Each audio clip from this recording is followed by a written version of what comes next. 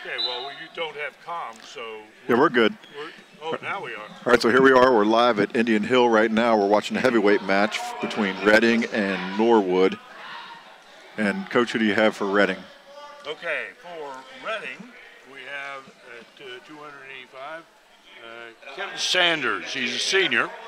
And for Norwood, I have Jacob Moore. He's a junior. And they're obviously in their appropriate... I think that's...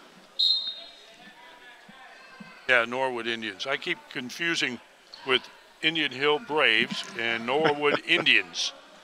All right, so Jacob Moore from Norwood, I'm not sure if this is his first year of varsity. It looks like he wasn't a letter winner last year, and he doesn't have a record coming into this match. Yeah, I think that's the that's the young man I was talking to Coach Iger about, or also about before, and the lad last year came to him. He weighed 370 pounds, I think is what he told me. Yeah, so he's down about 90 pounds wrestling today. Yeah, and he managed to get down and certify this year.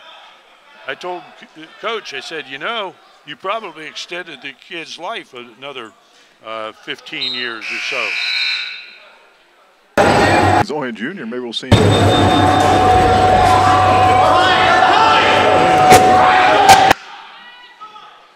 So here we are at the... So we're 0-0 here going into the second period. It's Reading's choice, and they choose down. Well, they've got this clock screwed up, and we had a horn go, but we don't, the scoreboards aren't functioning now.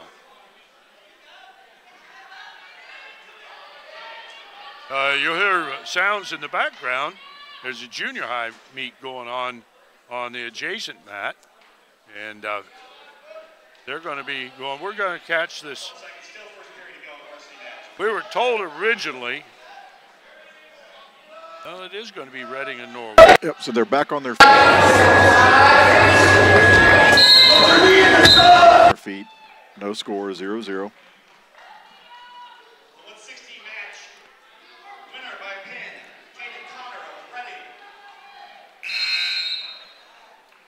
The end of the first. Now we go to the second period. All right, he's going to choose down again.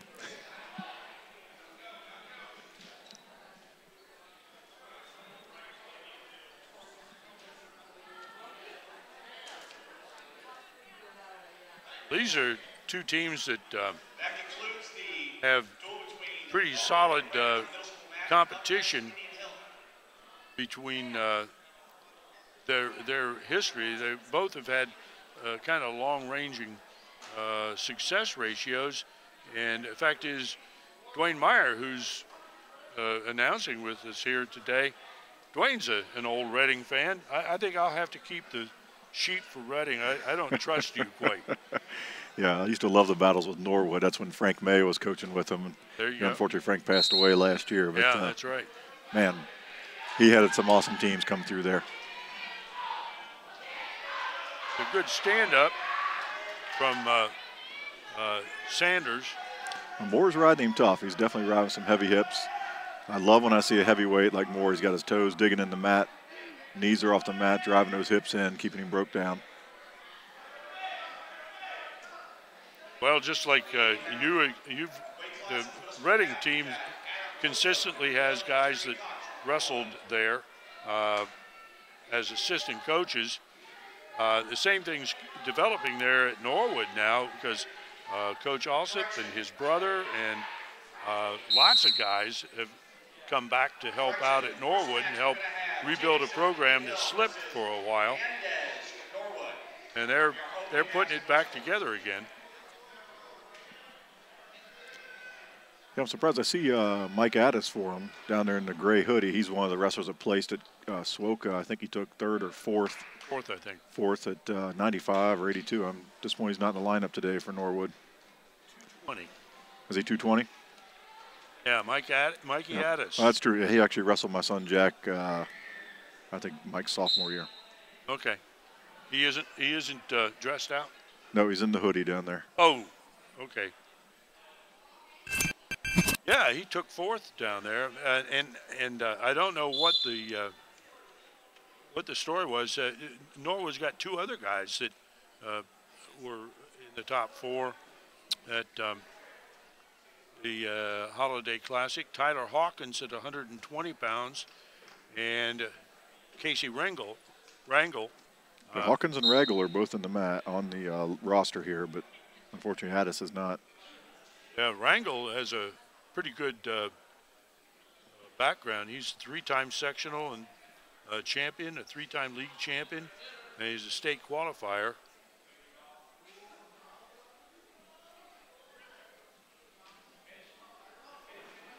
Down here with it, they're working on. A little blood on the hands, I think.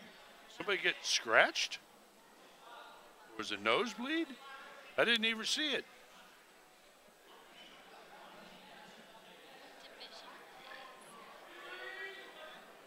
You know, after we spent all day down there at Harrison trying to freeze in here, they must be trying to have everybody cut weight. Because, yeah, we're up top too, Dave. All the heat rises.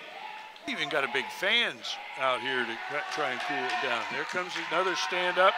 He cuts out, gets one. Escape for Sanders from Reading. Sanders. With a minute left in the second period, he goes up 1-0 in this 285-pound match. He was really fortunate he got the injury time there because Moore hitting broken down was really riding him hard. Yeah, he was right. That restart got him a chance to get back to his feet. Yeah. But he hit a nice stand-up, too, and he had hand control as he went through it. That's not something that – a lot of times that's not something that the guys, first-year or second-year wrestlers, at least I never had them that could remember to grab a hold of hands.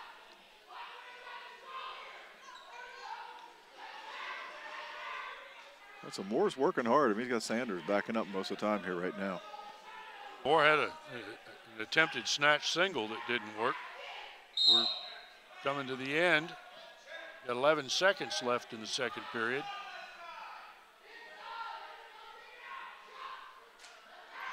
Trying that single leg again.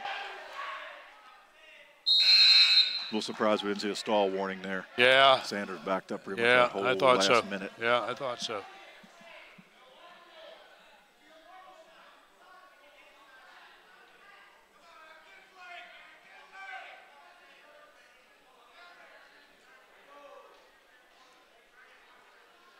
All right, so Moore's going to choose down. He's down 1-0 right now. Needs an escape to tie it. Reversal to take the lead. Going for the switch. Sit at least. Gets his hips out. Well, Sanders is trying to. I'm not sure if he thinks he can cradle him. That's not really a move usually tried at heavyweight. Not when they're on their knee, it is. Yeah. If you got him down on his face, you may be able to drive his head to his knee. Oh, my. He almost really messed things up. Wow, Moore had to escape. Just need to bounce to his feet there. Yep. A little inexperience. So Moore to his feet now. Nice sprawl. There comes out, gets his reversal. So that's going to put Moore up 2-1.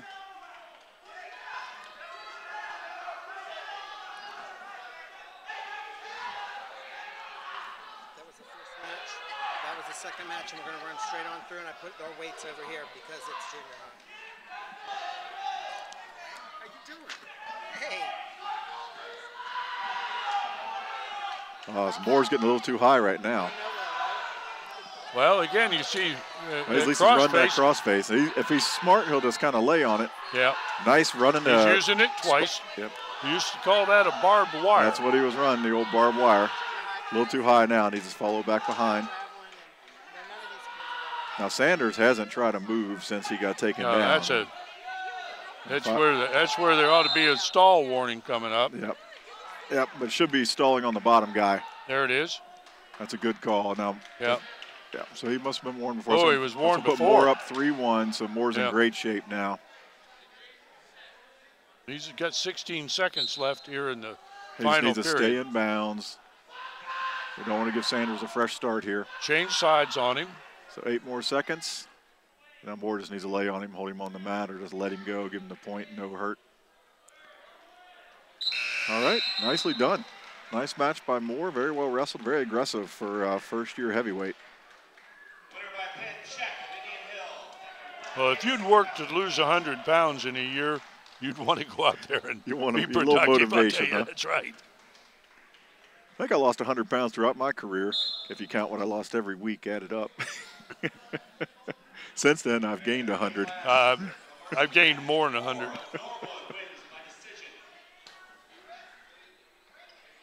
Actually, I've only gained 90. I'm downplaying.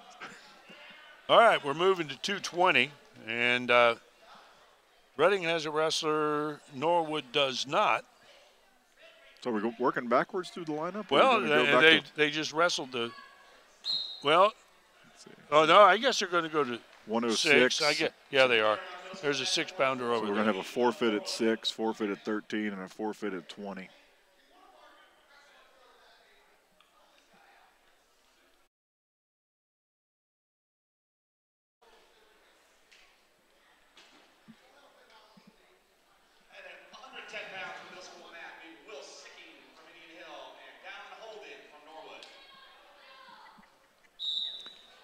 We need to get our act together down on the mat. Should be looking at the rosters right now and know that there's no wrestler for Norwood.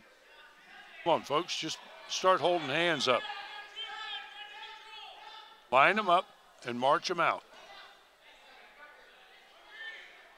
And don't pass the opportunity. This Compress is a senior, too. He's the 6-pounder. All right, so it's going to put Reading up 6-3. Yep. And then we got a young lady coming out for Reading right now.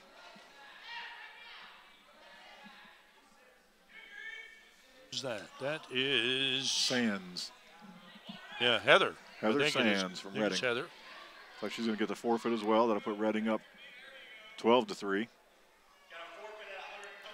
This ref needs to get it out here. He needs to realize he gets paid by the You're goal. trying. I know why you want him moving. You're missing a dinner. Missing the happy hour. Your wife is sitting next to you going, you think we can get out of here? So far, it's just been a slight pinch. If she starts a twist, I'll probably have to leave.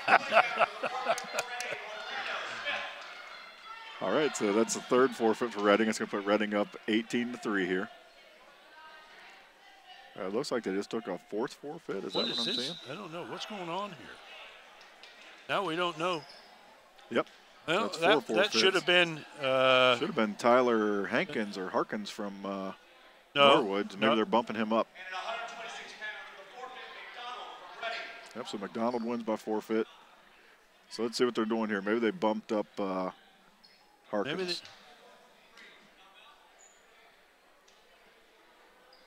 I sure wish we knew what they were doing. I wish they knew. This is one of the really, this is one of the big things I object to. I keep running into this at local meets or home meets, dual try meets. Administration is not well organized in most instances. Now I can't hear you. It broke again. There it is. All right, now we're back in action. So it looks like we're going to have a match now. All right, so now we're going with Tyler. He said Holden. I've got Harkins from Norwood. Yeah. So they bumped up Tyler Harkins to 132, it looks like. So he's going to be going against Robbins. All right. Who's a senior. Well, Harkins was fourth at the Swoka Glen Sample tournament this last Sunday, so we know that he's legit. He's a legitimate. I got it. He's a legitimate wrestler out here, that's for sure. Let's see how he does here. Bumped up a weight class. I always admire the guys who will bump up like this for the team. You know. Boy, I made a mistake one time bumping a guy up. I bumped a heavyweight. Actually, in the old days, an 85-pounder, I bumped to heavyweight, That was a serious mistake.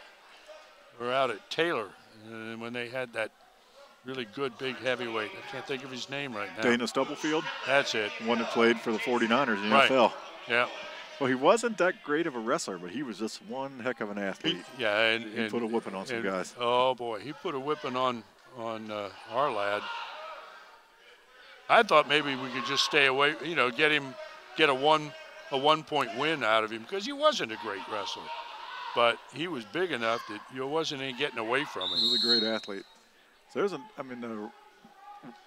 Robbins from Reading's done a nice job. He had that gator roll locked up, but he never finished. Didn't settle his hips. So he rolled through twice with that gator roll. Was unable to settle his hips there.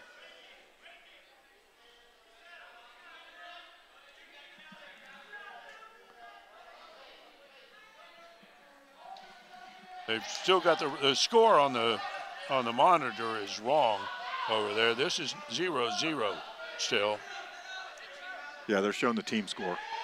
Oh, is that what they showed? Yeah, it should be 24-3. Yeah. They had 0-3. So we got a takedown by Robbins from Reading. And Reading didn't compete this year at the Holiday Classic, which is kind of unusual. They've been there year after year, and I'm not sure why they didn't. They've won it in the small school division in occasions.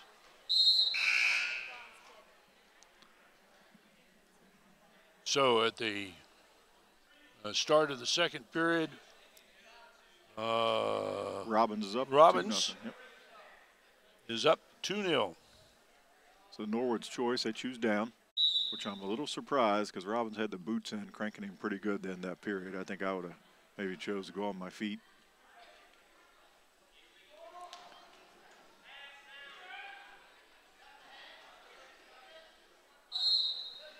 Not much of a first move either. When you're wrestling a leg wrestler, you want to clear those legs and get to your feet as fast as you can. And Robbins trying to lock it up more like a Merkel here, putting the leg across the body. Nice job on the tilt. He's going to get a quick two out of it, and he gives it to reversal. So it's going to be a swap of two. Should be two near fall for Robbins and two reversal for Harkins. Well, he's riding really high with those boots in there. He's going to get himself in trouble. Going to get shaken off or pulled off, one or the other. I'm not sure what the call is here. Potentially dangerous. I'm not sure why that was potentially dangerous. Yeah, I think they've gotten Coach Kelly is concerned about, and we have to extend our sympathy to the Engel family. Yeah, so Dick Sr., who's been head coach at Reading since the late 80s, and he was assistant coach at Reading in the early 80s, and two-time state runner-up for Reading in the early 70s. His wife's mother passed away late last week, so they had a visitation funeral this morning. So the new head coach, Dick Engel Jr., is not here, but Tim Kelly's here running the show for him.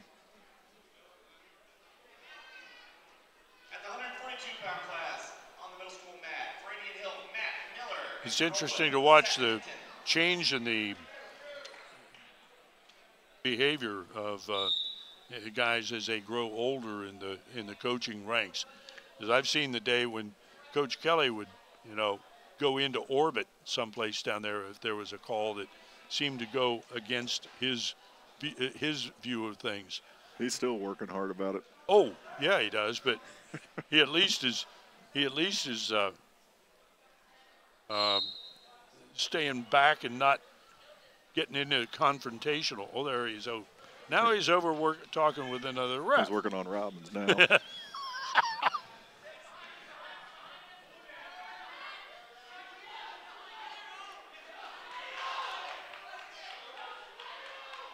Part of what the problem we may have with this lineup is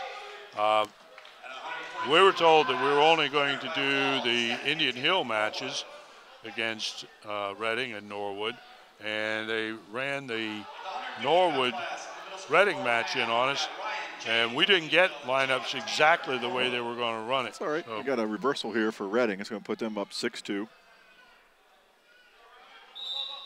So right now the Reading kids wishing he'd have been at Swoka. yeah.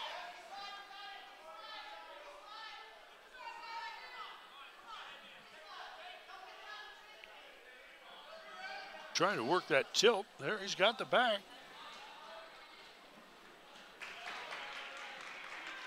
Nicely done on that bar tilt. So he get 3 near fall out of that.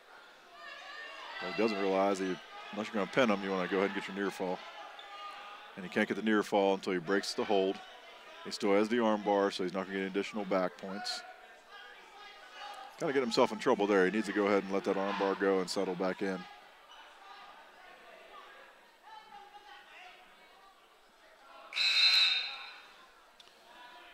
The end of 2, and Reading's 9-2. Robbins is out on top, 9-2, and is on the bottom for the start. I don't think that's the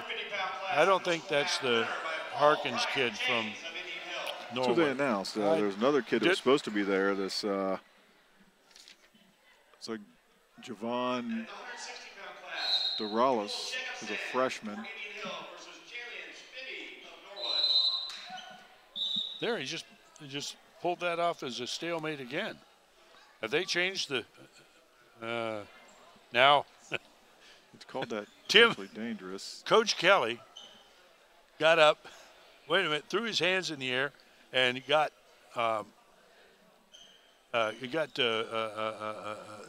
Derek Alsop, his assistant anyway, to go to the table to complain about the interpretation of the potentially dangerous. If he's just got his hands in, now the second referee is over. Yeah, I think Robbins came out to try, and I think this guy may be a newer ref, and I like to see that. So he's getting a little assistance there. It's called mentoring. Yeah, and that's good. And it's a tough call when you get the boots in like that, and the guy comes to his feet. If he brings his hands off the mat, you can get the potentially dangerous call. That's right. He still had one hand on the mat, so everything was good. And I think that's what the other ref told him there.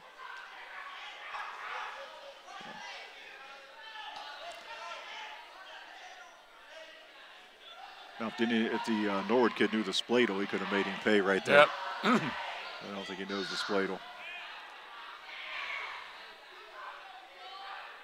That's one of those get out of jail free.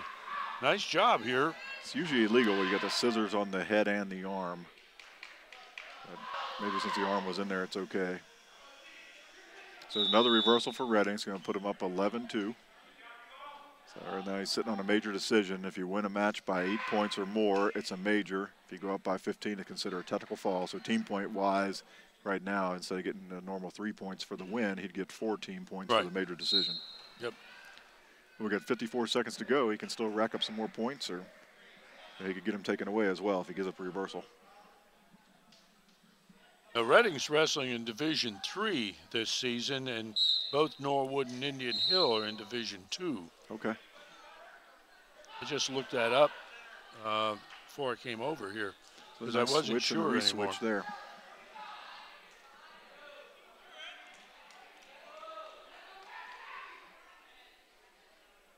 He's going to run a little bit of a stack there. That's twice now the kid from Indian Hills turned his back like that. He's been made to pay for it both times.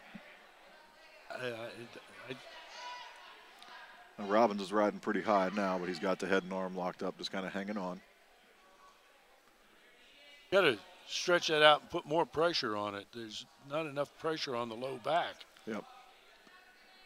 The Indian Hill wrestler done a nice job of grabbing the toe and pulling the boot out, getting control. And I think it's a good call in the stall. A lot of times the leg wrestlers will let him get away with a lot of stalling. You know, he wasn't trying to turn him. He was really just hanging on. So it's a fair call. So 8 seconds to go. There's no way he's going to lose the match unless he gets pinned, and I don't see it happening from this position. Just needs to be smart now, not to get reversal and maintain the major decision. Sure, just ride it through now. Yep. And there it is. That's going to be a major decision for Reading. That's another 4 points. That's going to put him up 28-3 on the team score.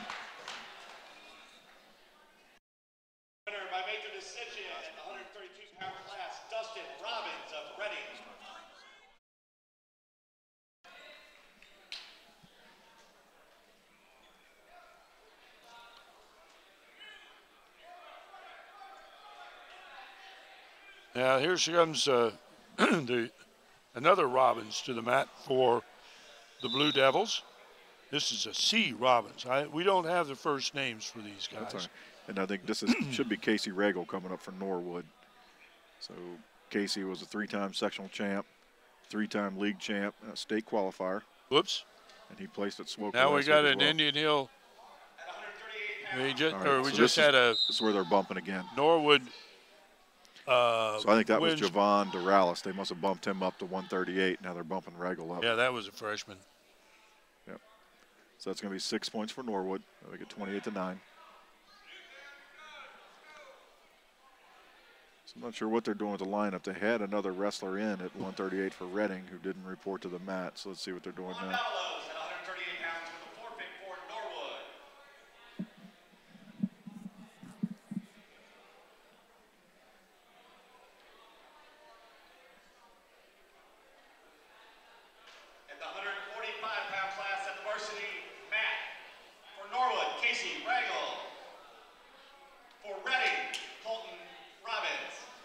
So it's going to be Ragel at 145, and Colton Robbins from Reading bumped up to 145 as well. So my guess is, Coach, you're going to see a match at 160. We're supposed to have a forfeit for Reading at 160. I think they're probably going to bump everybody. I guess they're pushing their way up to it, yeah. Yep. Well, here we got, Dwayne already told you about Casey Ragel. No, he's got some experience, and it's not just recent experience. It's sectional and district qualifying and state qualifying, and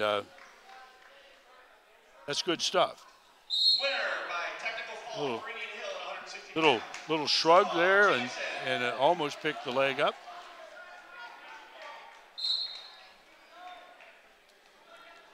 So Regal's really aggressive, but he's not really getting an angle on his shot either. He seems to be shooting from outside.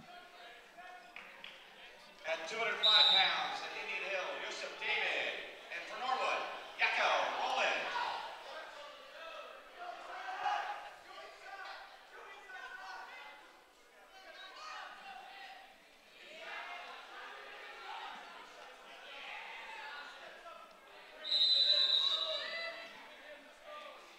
Nice job. Oh, he dropped shot his across hip. his body. Yeah, but changed off right away, which is a real good sign. So many times you guys will get into that bad position and then they freeze up. They don't finish by going the opposite. You don't want to stop wrestling, especially right here on the edge. You want to get your two, go ahead and finish. And Ragel gets his two.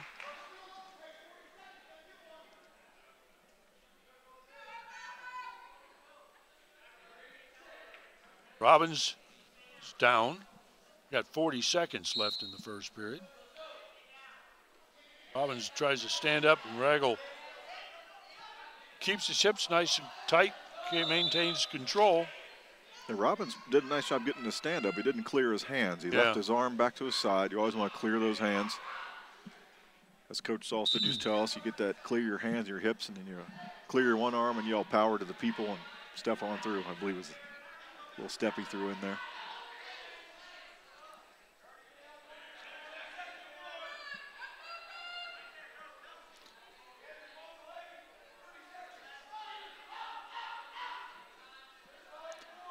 We're in the first period here with a 2-0 lead. Ragel, I think, is capable of scoring a lot more than he has right now, and it would help the team's cause if he would let it rip here pretty soon. He was really aggressive in the first, but just a little bit sloppy. He was shooting straight in, and then the one shot he did have, we got good penetration, shot across the body, and got himself a little bit of trouble. Did a nice job recovering, switching off to the opposite leg, and getting the two out of it. So he needs to clean up his technique a little bit here. Okay. Nice job on the stand-up. He'll make it 3-0.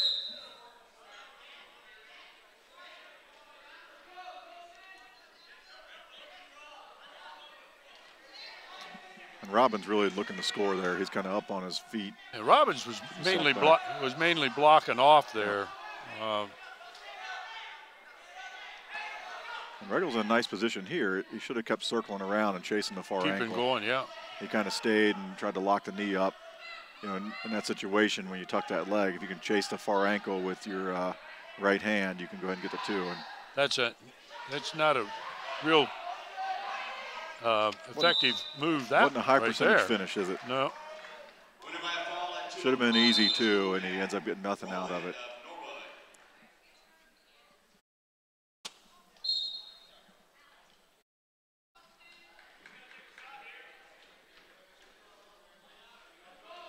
That concludes our duel on the middle school mat between Indian Hill and Norwood. Up next on the middle school mat, Indian Hill versus Reading.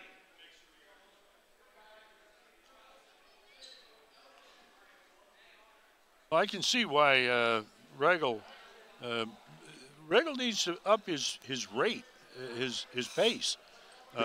He's pretty superior wrestler technique-wise. He just needs to get his pace up. Now he's starting to move it. Did a nice job on the reshot. Yep. He knows where he is on the mat. You know, he's really struggling with his finishes. He's too low on the legs.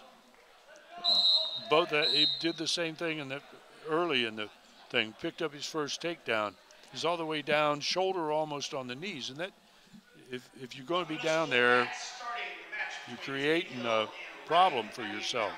You know, earlier we saw Coach Stegmeyer working with the junior high team at Norwood. You know, when Steg was at Moeller, I mean, that's one of the things my boys would do is go up after practice and just work with Coach Stegmeyer on finishing that single leg, and he's just really, really good at it. And Regal should spend some time with Rick. I think he would gain a lot. Rick's really good on working that dump series off that single and then switching off on the combos. And yeah, it was there. Yeah, Regal's really aggressive. He's getting on the leg every time. You clean those finishes up. That's a difference from state qualifier to being up on the upper half of the podium at the state tournament. Absolutely. You can finish that too. Absolutely. Yep. Yeah, there's nothing more disappointing. You watch, if you watch Jordan Ward wrestle last week, or if you ever watched Joey Ward wrestle, those guys never really try and get a takedown. They just try and frustrate the heck out of you. You know, and then you can see someone like Regal here, if he gets a little frustrated and lose a little confidence on that shot, you know, then you're in business because he's very aggressive. Now that's where you get yourself in trouble. Pulled him down on top of him. Pull him right down on top with and had his hips stuck.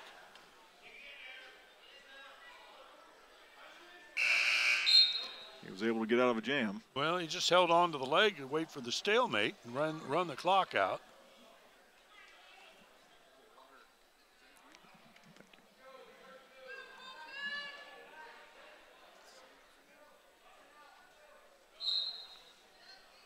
Nice.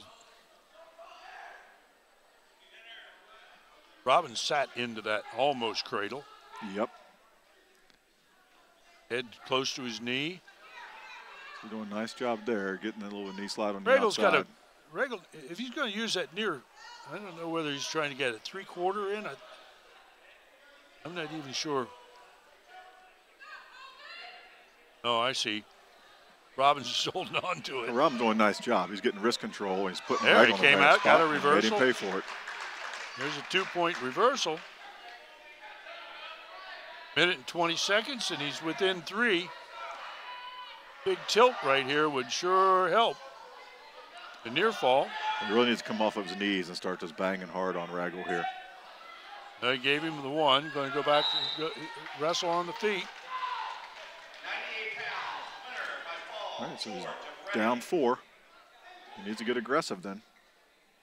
At 104 pounds, middle school mat for Indian Hill, Sam Hewell. In order to win this, you got to be willing to risk. You know, you got to take the risks.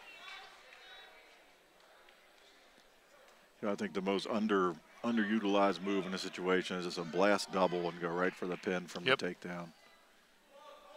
Well, I think that one of the big weaknesses is the lack of finishing off almost any takedown.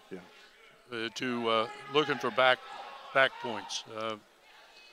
So many times you get taken down and you're only thinking about, oh, I got taken down, and you aren't thinking about, he's coming at me with even something simple like a half Nelson. Yeah, a lot of guys that get taken down, they want to fight it. And, you got to know when to fight it and when to get to the base and work up. And you catch that guy in fight mode, you can We finish got the right away. horns going off on the other mat that stop the flow. They ran 3 extra seconds off.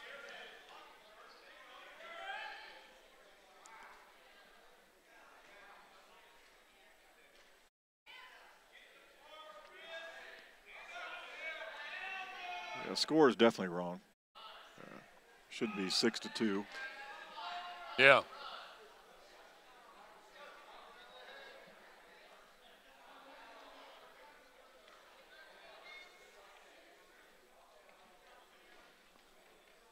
Robin's looking at Coach Kelly saying, I need 5, right? So Coach Kelly's wanting him to hit a 5-pointer here. And if you never watched Tim Kelly wrestle, he could hit a head and arm from about any position in the gym. So maybe you'll see Robbins wind up and try and hit one here. Yeah, there the score's right. The clock is wrong, but the score is right. So looks like they're going to count off 3 seconds before they start the clock. Oh, he did. Yeah, there we go. There it goes. Nicely done. But Robbins Ragel got in on the single. Yeah. Both up. 2 seconds left. Robbins doesn't have a chance here. No, can't hit it. He can't hit it and score with it now. Nope. Winner at 104 by a fall for Indian Hill, Sam Buell. And again with Ragel, another nice shot, but he doesn't get the head on the inside. He gets his head trapped outside. So he's really aggressive. He needs to work on the technique. For Indian Hill, Will Sicking, and for Reading, Tristan. You can see here on the replay, he's got the head inside on the single. He's going to go for a little Barsgar finish. And just doesn't really lock up the far knee and doesn't score out of it. So, as we talked about, I mean, Ragel's, boy, he's really aggressive, got a lot of good technique on his feet. Just needs to really work on those finishes before March time rolls around here.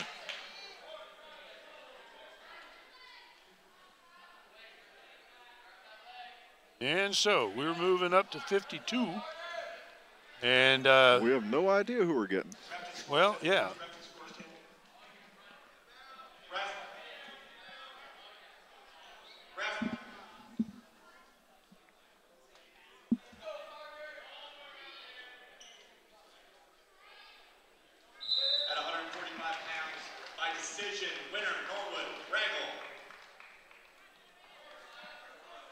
So team scores 28-12 in favor of Reading after that win by Ragel.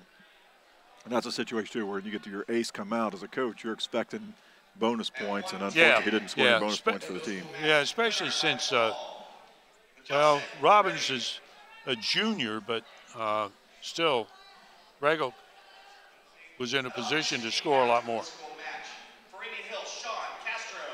For Reading, Robert Bart. Robert who? Oh, that was the Indian Hill, the middle school match coach. Oh. So for here, I think we have, so it looks like Cameron Addis, Mikey Addis' little brother out there at 152. 152.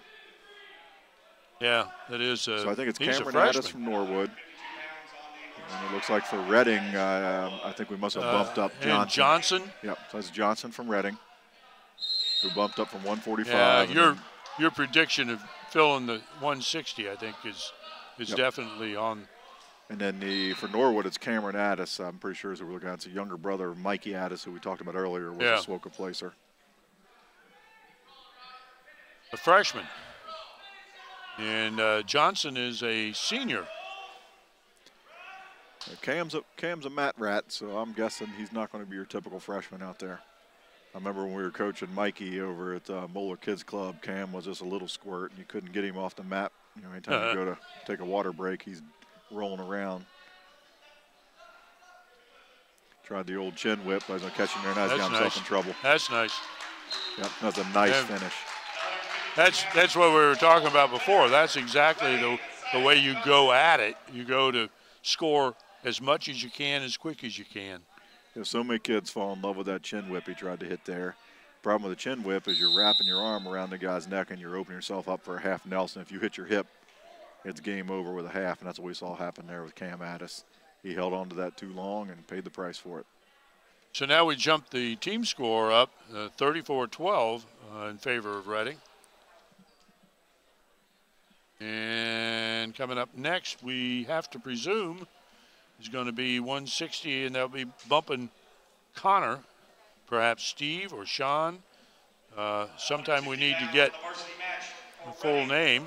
And for we got Ogilby, Norwood, Ogilby. So actually Connor's from Reading. I wrestled with his dad back in high school. So his really? dad is Don Connors. And Don was on my team along with Don's older brother, Richard. And those were two of the best-built guys I've ever met in my life. They hardly went to the weight room. I think if they walked past the weight room, their biceps got bigger. They were just jacked up all through high school. And man, when you needed a good go, you jump on those two guys. And they weren't superstar wrestlers, but they were super strong and good athletes, and they would give you a workout every time you got on the mat with them. Nicely done by Connors there. Yeah, hips. Didn't nice panic. hip position, stepped over it. Didn't panic. Nice get parallel there. He should have gotten perpendicular. Yep. Could have finished that match. Or dug double. Yep. Nice job on the half. We talked about this at the Glen Sample tournament. You can score now out of bounds as long as you got supporting parts inbounds. And man, that's nice. I like that. I do too. I can't tell you how frustrating it was. You know, when I watched especially my younger son Jack, who was a pinner, he'd run that armbar series, and you see a guy slide across the mat to get one shoulder out of bounds, sure. and then you can't get the pin, you can't get any more points. Right. And, man, I love it. When my older son Dean was wrestling in college, I just fell in love with that continuation rule and you know, being able to score out of bounds and get back points out of bounds. Oh, after all that nice work, I tell you put what, himself in Connors jeopardy. Is not afraid to roll around, is he? No. Now, what grade is he in? He's a junior. Yeah. Man, I love kids that are just not afraid to roll like that. Now he needs to get perpendicular and quit staying Squares parallel. around. Oh. He's not feeling it. Well, Addis has pretty good strength because he's forced Connor off him a couple times now. Yep. As a referee, you feel sorry for him in matches like this because he looks like he's doing the old disco dance, waving, rolling up the points for the reversals and the back points.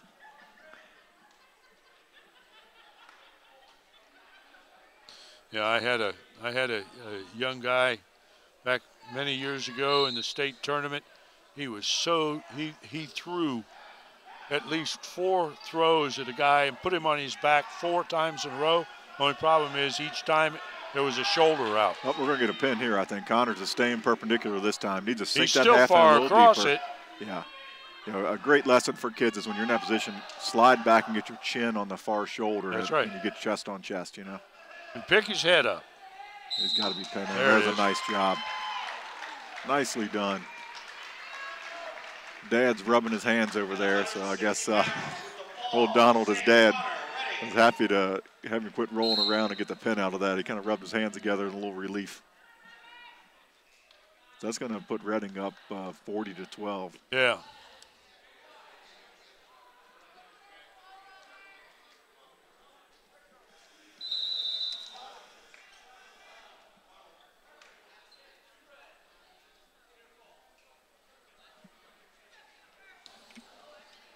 Well, now we will go to 170, and we have legit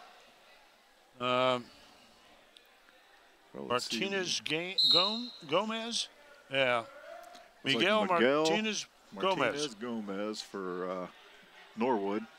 And from Reading, C. Scott. Scott from Reading and Haney from Norwood.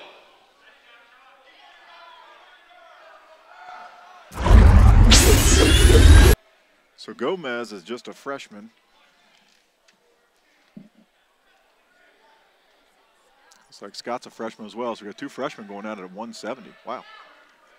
So nice single by Gomez, didn't get the finish though. They're both bumped up pretty good.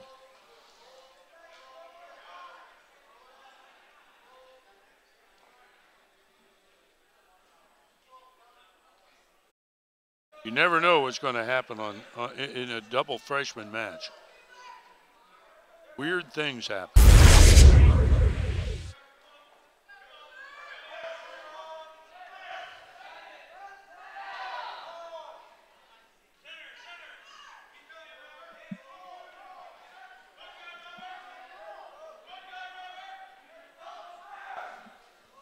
So neither guy really working for an angle here, just kind of staying straight on, trying to hope to get an opening to shoot.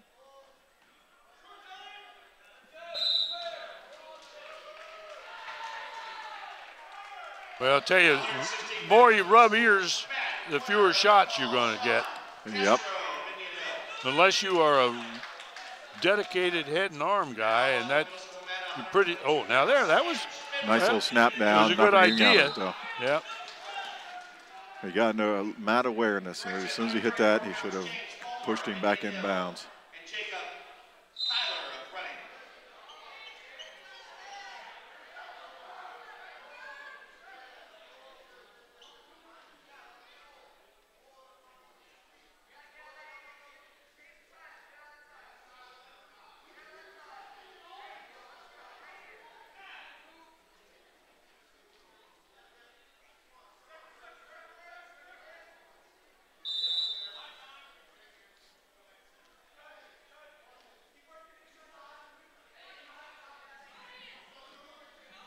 About 6 seconds left here.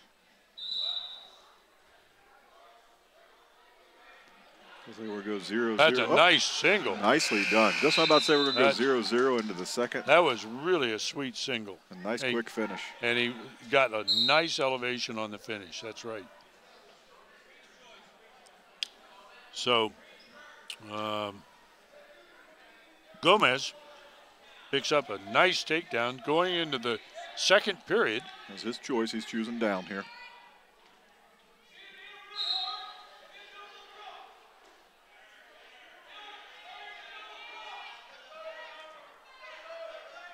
Good movement. I've got a grandson wrestling in Spain. Awesome. Yeah, he's an exchange student over there. And the way he got into the thing is that he was able to show the sponsors that, nice switch, nice too. Reversal, yep. You know, he was more than, and a nice escape. 4-1. The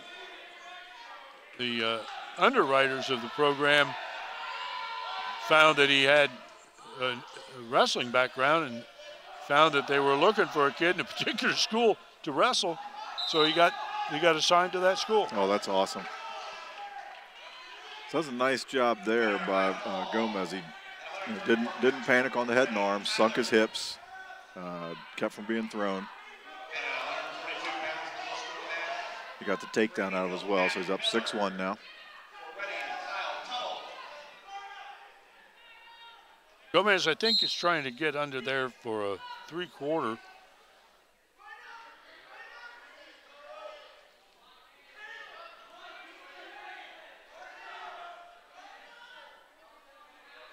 Had a guy wrestle for me back in the dark ages who was probably a master of the 3/4. He was so good with it, he actually was able to use it in college, and successfully so, not just, use it and get in trouble. But I tell you, when he taught you how to use a 3/4, you knew how to use it correctly. At 150 pounds on the middle school mat, Training Hill, Ryan James. For Reading, Michael Carter. Yep, there's nope. No change. Huh? And I like that. Some refs would have said, hey, that's out of bounds. He's away from you. That's an escape. But if he didn't square up and face you. That's what I was going to say. He didn't face. Yep.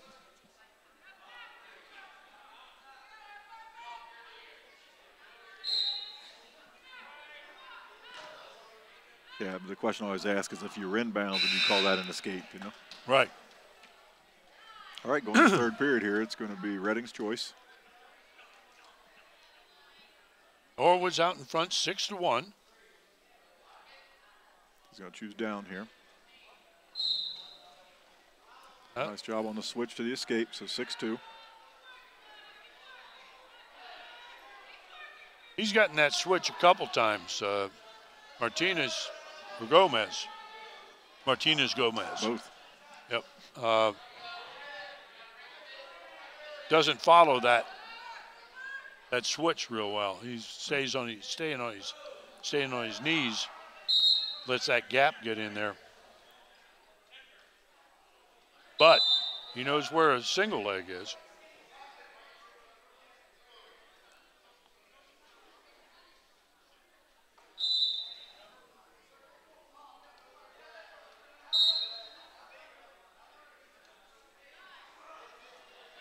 He's wanting that head and arm bad.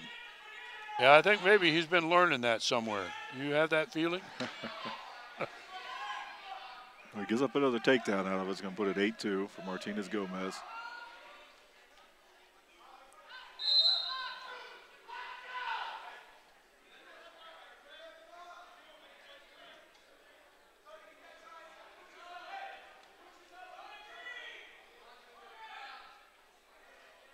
Stall?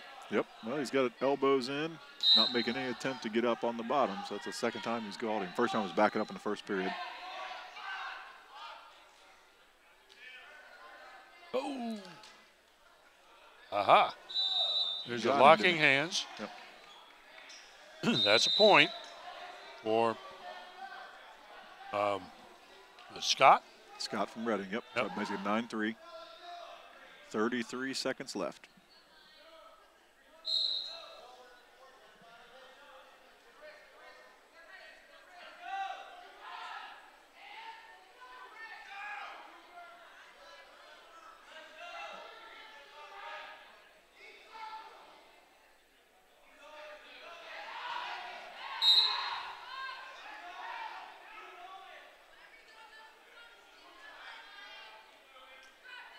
Martinez Gomez has a pretty good sense for where he is out there. He's doing a nice job. I'd have to say that Scott is really a true freshman with very limited experience behind him. So Gomez with the win. With a win for 3. 40-15. Winner by decision, Hanley, Norwood. And now they're saying it was Hanley from Norwood. At 150 pounds, I'm not sure. Winner by fall, Carter of Reading. So Hanley was listed at 182. So maybe he weighed in light enough that they bumped Hanley down. So apparently that was Hanley at 170. And they're going to send Miguel Martinez Gomez out to take the forfeit. So Hanley was a junior. Is that Haney or Hanley? It said Hanley. This says Haney. I'm not sure. Anyway. Reading's not showing a 180. That's Reading's 220. So this kid's supposed to be 182 from Norwood heading out there. Yep. I don't know why we're Coach making Kelly this so just told him difficult. go get your forfeit. Go Yeah. get the forfeit. And then 195 is a double forfeit, and then we're going to get a forfeit for Reading at 220 with Addis out of the lineup. So we're going to put our final score at 46-21, and that'll be the end of this duel. Double forfeit at 195 pounds and at 220 pounds with a forfeit for Reading, Tuttle. And that concludes our Norwood v. Reading match. Winner, Reading, Blue Devils.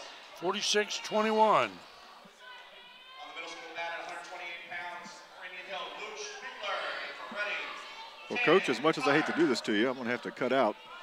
Well, I mean, if you think that it's more important to take your wife to dinner than it is to sit here watching guys crawling around on the mat. Well, I think it's more important for you that I take her to dinner. I won't be able to do this as much as I'd like to. But as usual, I've enjoyed it. Well, really glad you were here, opportunity. Dwayne. You'll have to catch the online of the Reading Indian Hill match. Yep. You can open it. You were telling your wife she could get it on her phone. Well, you can do the same thing. I may do that at dinner if no one's looking. Maybe I'll pull it up on my phone and sneak a peek at dinner. Yeah, right. Keep your phone on. I'll text you if I think you should be saying anything different. Dwayne, I don't have a phone that texts. You're going to have to learn how to do that, Coach. Okay, right. We'll Well, see you down the road. We got you, another Coach, one coming here sometime. I'm I not think sure January when. 9th or something like Something that. But, like that. Merry Christmas to you and Mrs. Bean. Hey, thank you very and, much. I to hope all the fans you're listening gonna tonight as well. You're going to get your boys are all going to be home. Yeah, they're I home think- now. They've actually been going to Moeller and working out and wrestling around at Moeller. And then my younger son and I, Jack, are leaving for Iowa the day after Christmas, going pheasant hunting for a few days. And Dean has to work. He works at UPS over the break, paying There you for go. his next semester of college coming up. So, That's good. That's a good job. so Coach, enjoy your family. Yep. Happy New Year to you, and I'm sure we'll talk soon. We'll see you, Dwayne.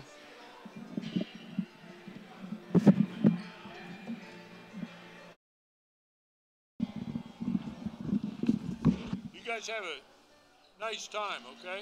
Well, thanks, Coach. Yeah, this is the first time. David's 52. This is the first time in 52 years. That's Tougher on you. I don't know. That's a toss-up. Okay, have fun. See you, Ann.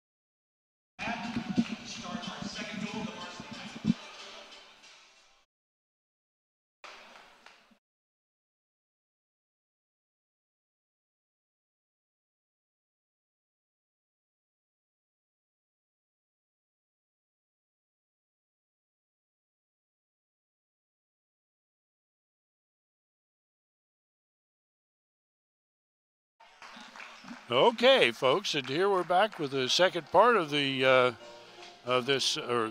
second round of this tri-meet between Indian Hill, Reading, and Norwood. We saw in the last match, Reading defeated Norwood 46-21, and now we have the Indian Hill Braves coming to their home mat in an opening match with Norwood. They just picked up 6 points against Norwood for a forfeit at 106 pounds. And I think they've got one coming again at 113 pounds. It's another 6. And I believe they have a third one at 120 pounds, which puts the Braves up. Oops, we got wrestlers coming up. Now I'm not sure. At 126 pounds for Norwood, Harkin. For Indian Hill, Junkins. Yep, we do have. We did have 3 forfeits for Norwood, and now we're at 126 pounds. For Norwood, we have a sophomore. It's Tyler Harkins, who was fourth at the SWOCA. The SWOCA Glen Sample tournament this last weekend, and he's 8-4 on the season.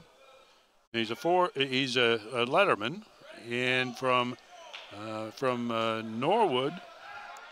I'm sorry, got him wrong there. That's Harkins from Norwood.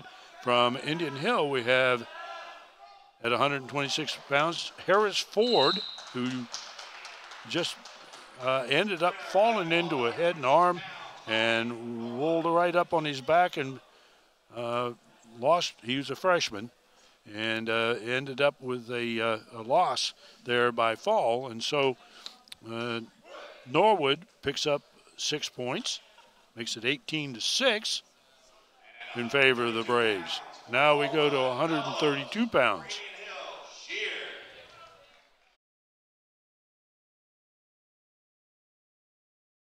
Dan Sheard from Indian Hill is a freshman.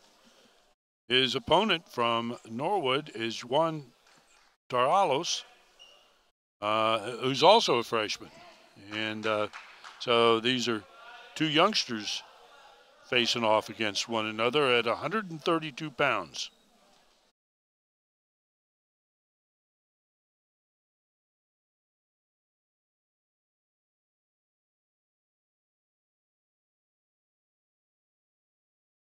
And they're working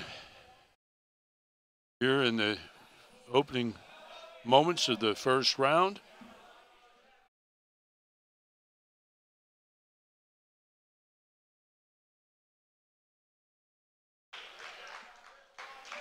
Sheard made an attempt there at a cross heel pick. Daralos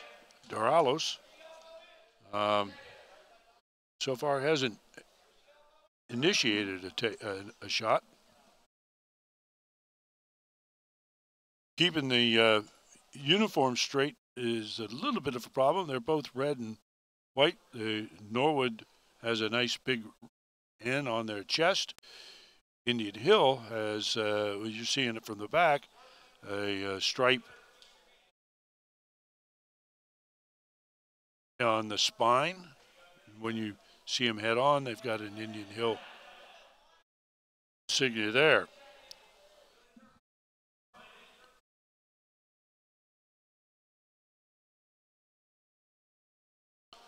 Attempted high crotch. Oh, and Morales. Nope. Sheard picks up the takedown and goes immediately to a pinning combination. And he picks up the fall. The freshman.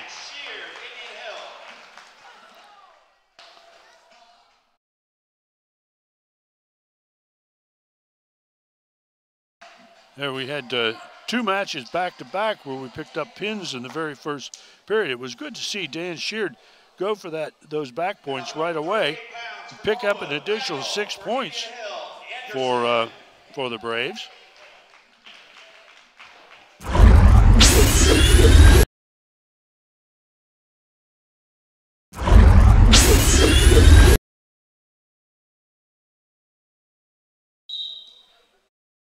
So with the team score now, there's a pin that gets you 6 points for the winning team, and that puts Indian Hill up 24-6 here at 100 as we go into the 138-pound match.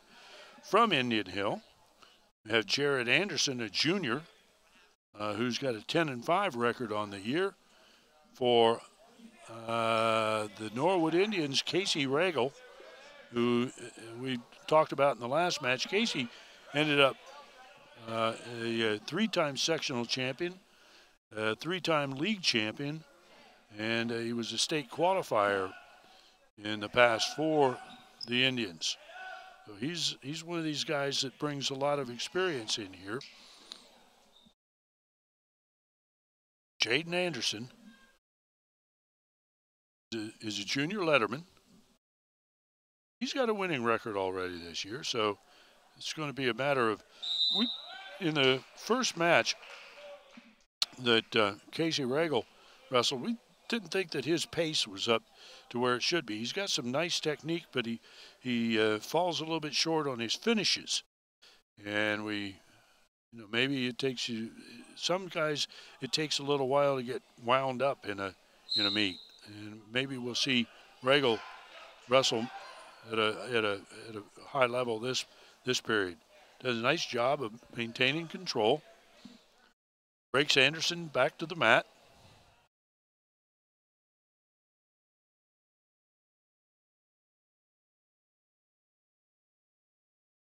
Anderson's got to get his head up off there and get his hips moving. But Regal's is trailing behind. He's wrestling on his knees. He's got to get off his knees and keep his hips over Anderson's hips in order to maintain control. Jaden Anderson just has to establish a base and get to a stand-up or clear his hips and switch or escape. Regal puts in the leg and is trying to work a turn, run out of the period, and at the end of the first period, Casey Regal leads Jaden Anderson 2-0. He's at 138 pounds.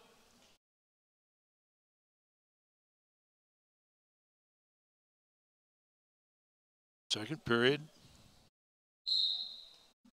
Regal's down. Then comes to his feet. Cleared his hips, but Anderson maintained control for a while and still hasn't surrendered control. Referee still indicating that Anderson has control. And Regal gets the escape. Regal got the escape. On their feet.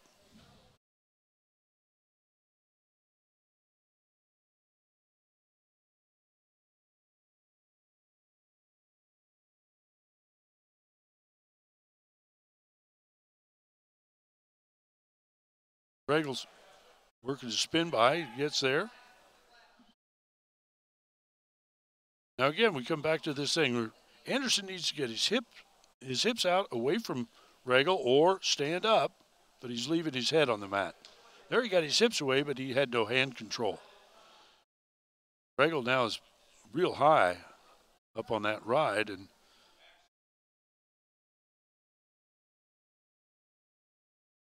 trying to that tight waist pretty good now. Got the ankle trapped.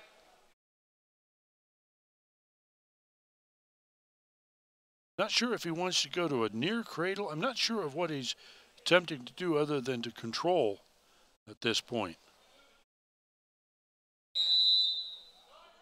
Got a warning against Regal for stalling.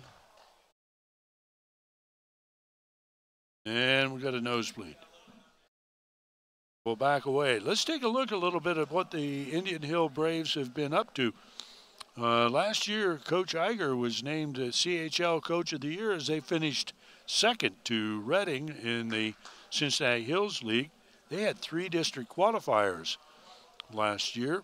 One of them graduated. but 2 are back this year. We'll be seeing them a little bit later on.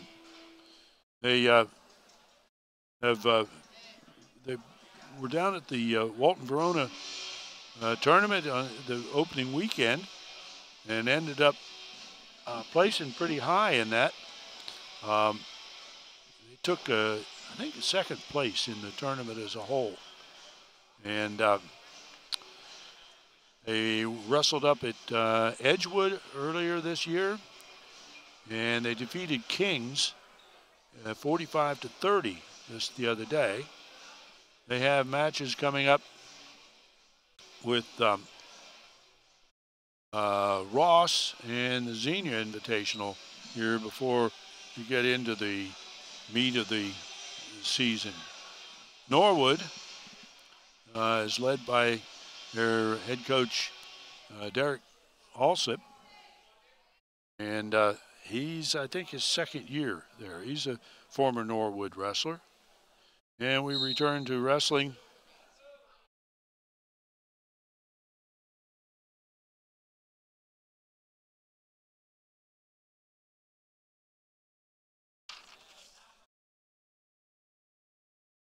Casey Regal, Norwood in the top position, leads the match at this point 5-0. Steps over, puts in the heels, puts the spurs in. There, Anderson does a nice job of trying to pick that heel out of there, which is that's a good sign. Go to the third period. Regal leading 5-0, and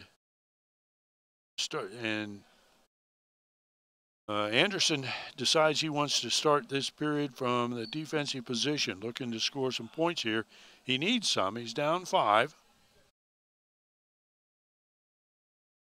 We have a caution on Alsip for improper starting position.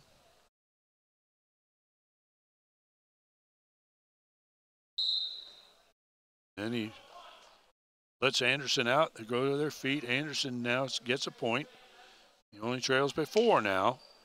But Alsip is making a straight-in shot. At least he did on that one.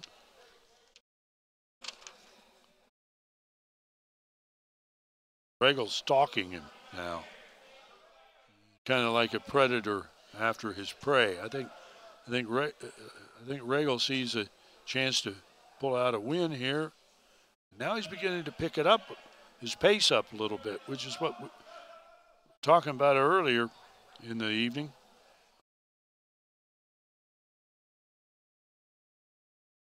He picks up the takedown, 7-1.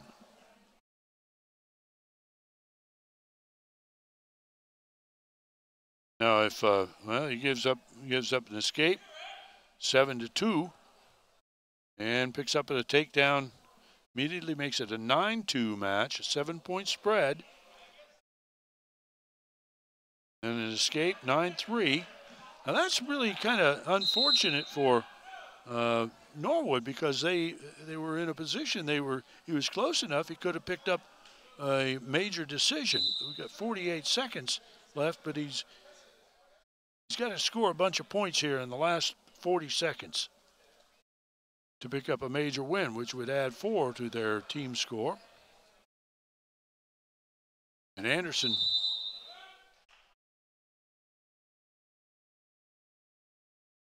needs to pick up a bunch of points to pull something out for the Braves. Nice crowd in the house tonight. The junior highs wrestled here earlier. At the same time, I think they still have a match coming up. The Reading team is over on the sideline watching intently to see what the Indian Hill guys have to offer, as they wrestle Indian Hill next. And as time runs out, well, he managed to pick up that 8-point spread with an 11-3 victory, so he picks up 4 for team score for the Norwood Indians.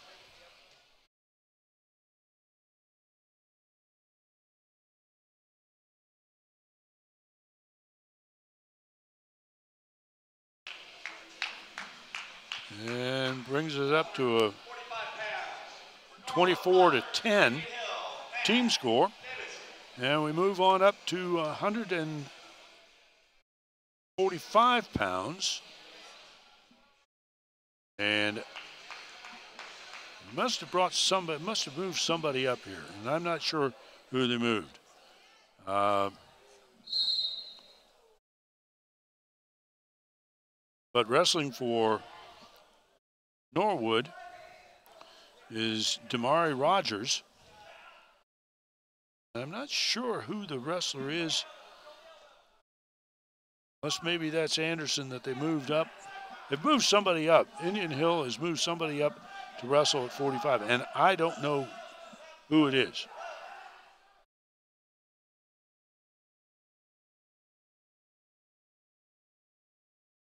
Damari Rogers has a nice front headlock in and pulls out the takedown.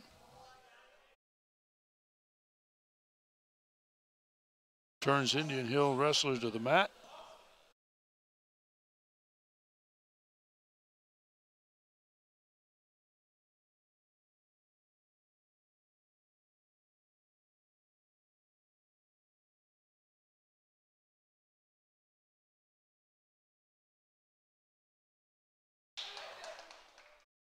And Rogers is picking up a fall. So at 145, Damari Rogers of Norwood wins by a fall.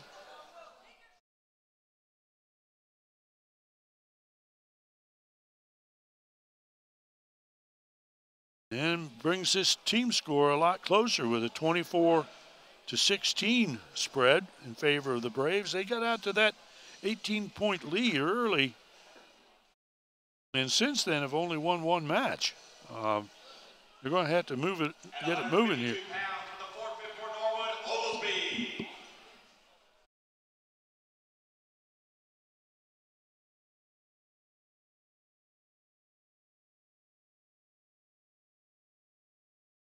I guess this is Cameron Addis, a freshman from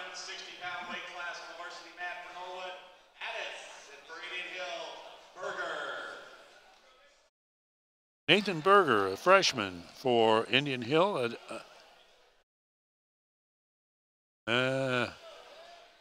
Berger's wrestling at 152. And we have Cameron Addis wrestling for Norwood. I see what they did. They dropped Matt Davis to 145. Nathan Berger is down at 152. These guys probably weighed in as a 52-pounder and could wrestle up, but he's going to wrestle here at 152. So Nathan Berger for Indian Hill and Cameron Addis. I don't think that's Cameron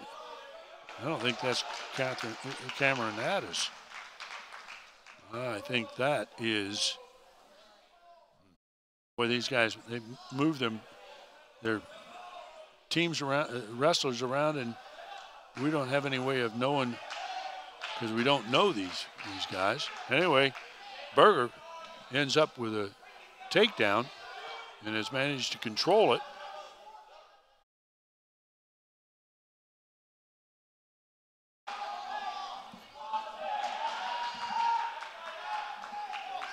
Not the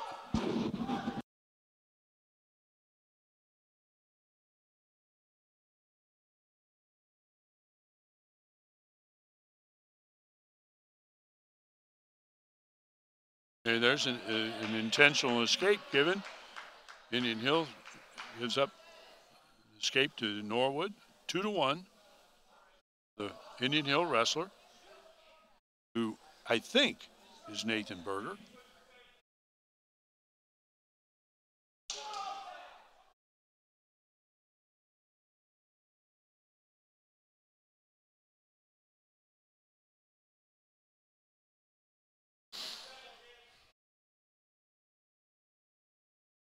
Running out of time here in the first period.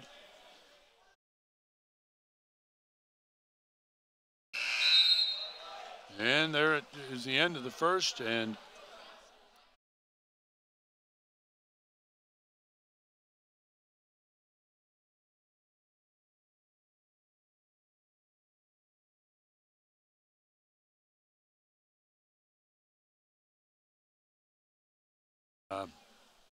I'm sorry, folks. We do not have adequate information here to give you the names of the wrestlers.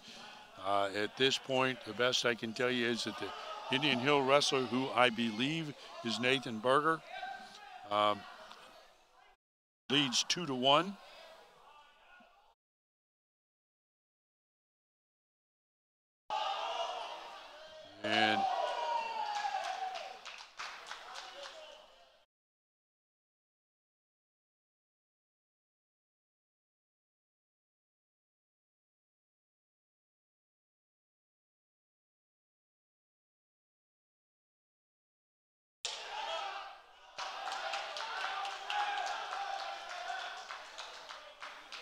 And Berger picks up another takedown, makes it a 4-2 match. Only 2 points, team points, separate these two teams, as 2 points separate the two wrestlers on the mat. A decision here could score either, could score 3, a simple decision. A major decision, 8 points to 14 points, would score 4 points, and a technical fall would be worth 5, which is 15 points, over 15 points. And of course, a pin is worth 6.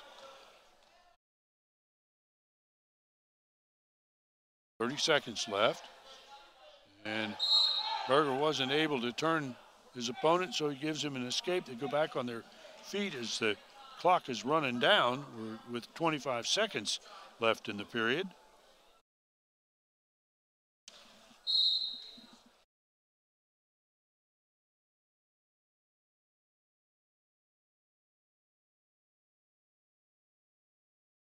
Now the Norwood wrestler, who is perhaps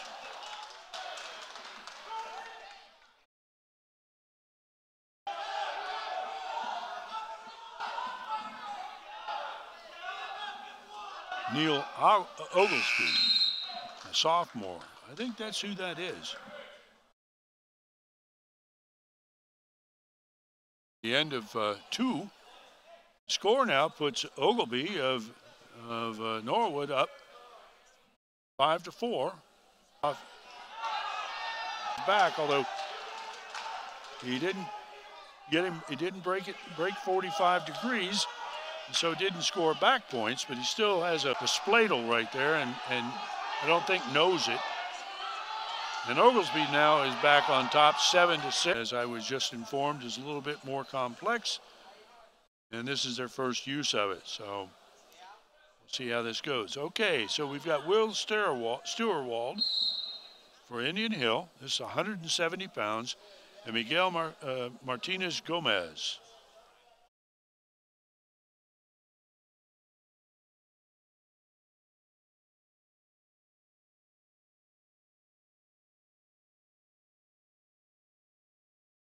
And Martinez Gomez is a freshman, and did a nice job in the previous match against Reading.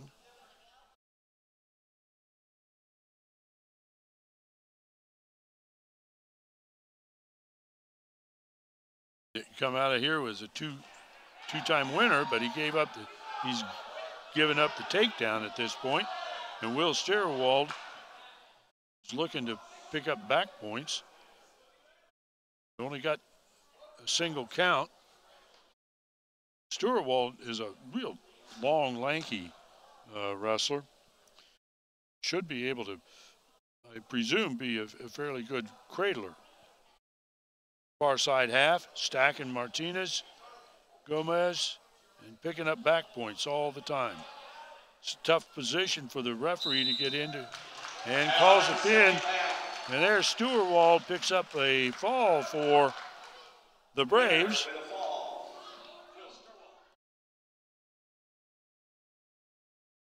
And once again, Indian Hill goes back lead. This is a good close match. And at 182 pounds for Norwood, Haney. For Indian Hill, John Mark Williams.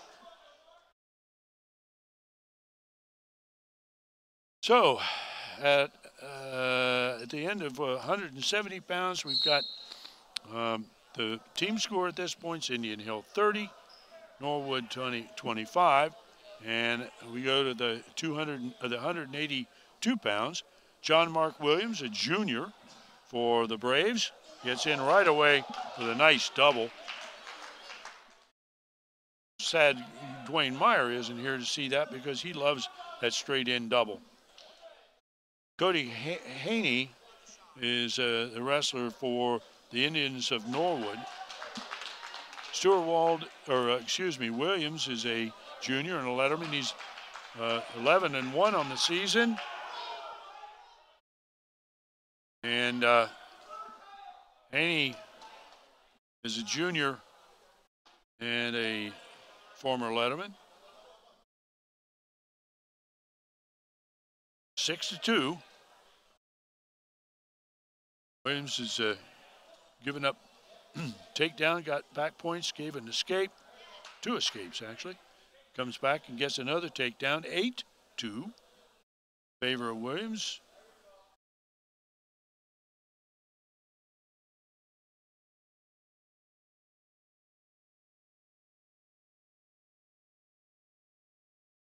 .35 seconds remaining in the first period.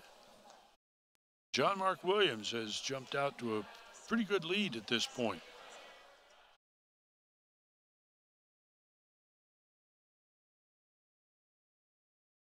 Cody Haney got caught flopping around a little bit too much out there and got stuck.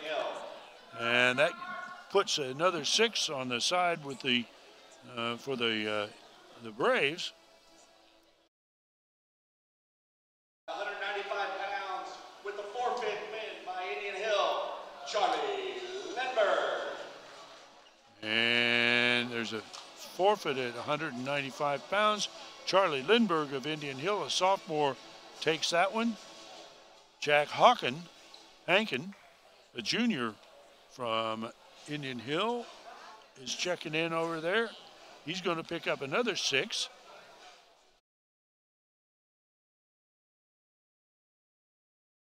And that'll kick the Forfeit at 220 pounds with a win for Indian Hill, Jack Hankin. And that picks up another win for the Braves, makes it 48-25.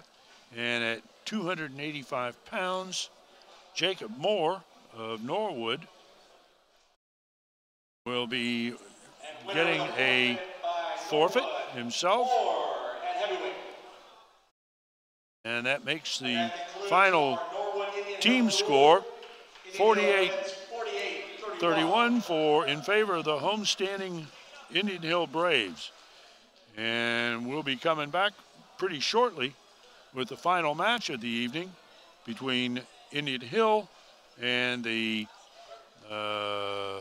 Reading Blue Devils. Next on the varsity mat, the Reading Blue Devils take on your Indian Hill Braves.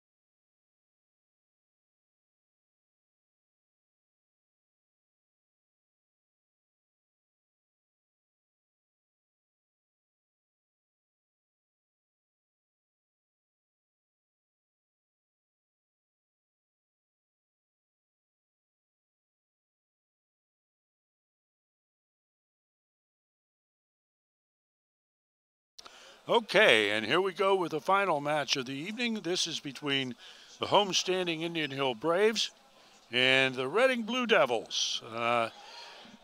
Indian Hill and Reading are in the same league, the Cincinnati League, and they're very familiar with one another. Last year, they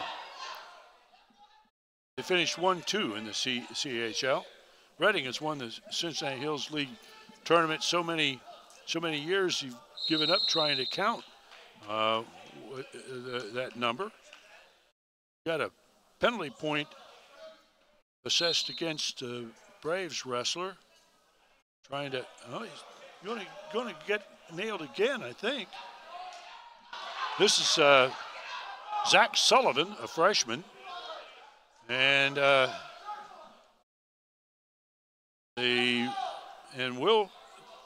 Compress, who is listed as a senior. Now, I'm not sure that's the right wrestler. I'm not sure they haven't switched some people around here. I think that's Heather Sands. I'm pretty sure that's Heather Sands.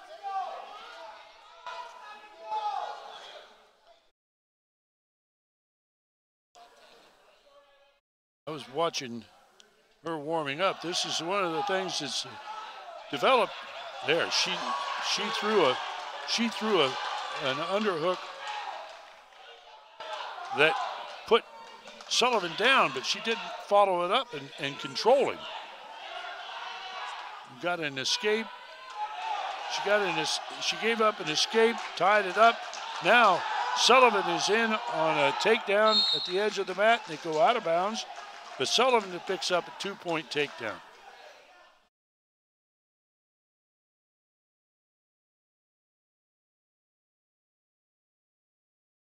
And Zach Sullivan, a freshman, he's got an 8-5 record. Wrestled in the junior high here last year, so he's not a novice. Looking for a bar tilt combination here. Indian Hill needs all the points they can get against Reading, because Reading is really strong and powerful throughout their lineup. And so anytime you can score some points, you want to.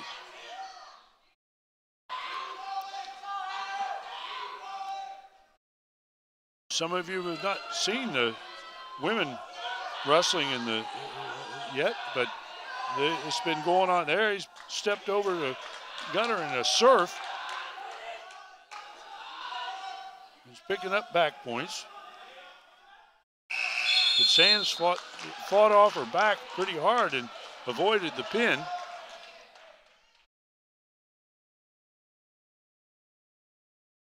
But Sullivan jumps out to a 7-2 lead and chooses down. Wait a minute. Okay. Sands had the choice. She chose neutral here to start the second period. I saw her work some pretty nice duck unders during warm-ups. Sullivan gets directly into a takedown but doesn't follow through. She hipped into him and put him over and off. Nice snap down, but leaves her knees down, and Sullivan crowds it and picks up the takedown. 10-2. Zach Sullivan.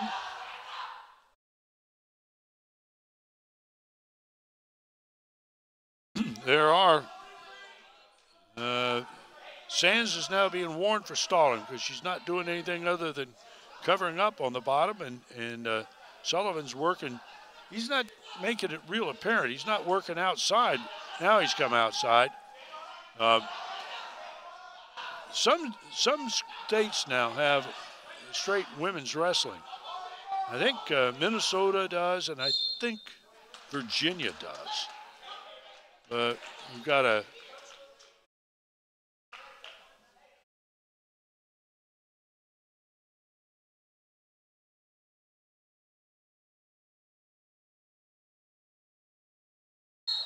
Sands was penalized. It's a 10-2 lead now for Sullivan. She's covering up. Sands doesn't want that half Nelson to come in at all. And is trying to preserve a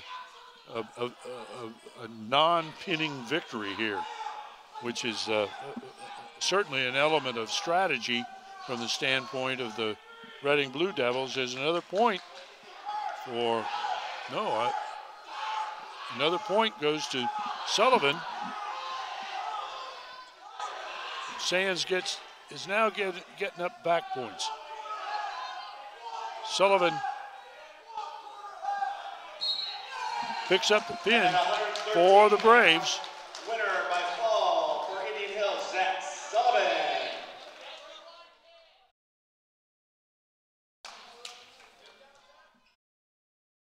And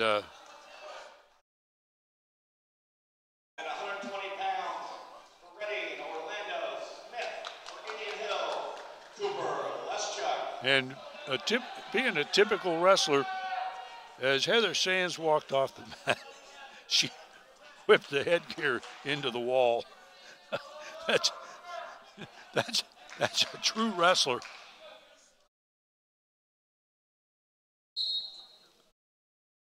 She wasn't happy with giving up that pin, I can tell you.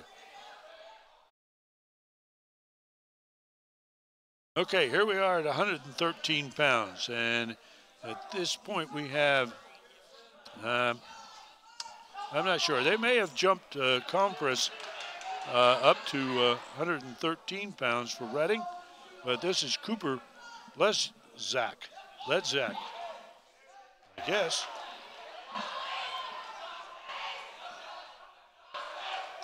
And yeah, that's Compress for Reading. We did see him in the first round. He picks up the takedown. Cooper Leschuk is a sophomore, and Compress is a senior. So they figured that they could make this move and score some extra points. This is, again, a strategic move on the part of assistant coach Tim Kelly, who's here this evening coaching the Blue Devils. His head coach and associate head coach, the father-brother Engel combination, Dick and Dickie Engel, are both out in attending a memorial for Dick Sr.'s mother-in-law, his wife's mother. And our heartfelt good wishes reach out to him. Compress has a couple head bangs, slides under and is unsuccessful picking it up. The score remains 2-1. The referee's having a conversation. There's a lot of head banging going on and slapping going on out there. Compress, I think, is trying to do a little bit of an intimidation job over Cooper Leschuk.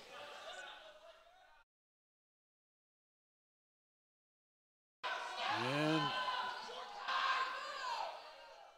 Leschuk gets in pretty well, but does not score the takedown. So we go to second period with a 2-1 lead for Will Compress.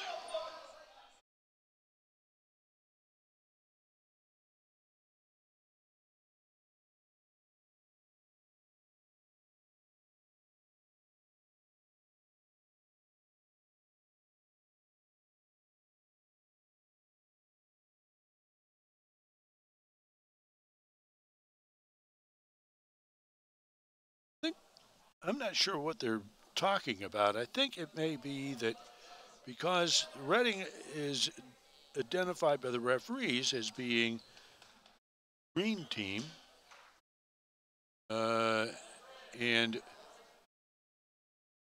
Reading or Indian Hill as the red team, those are prevailing colors. They have the team score posted and there's a question as to who had choice. So they corrected that. Ooh, nice stand-up. Nice stand-up from Will Compress. If he competes at 106, he's going to do something.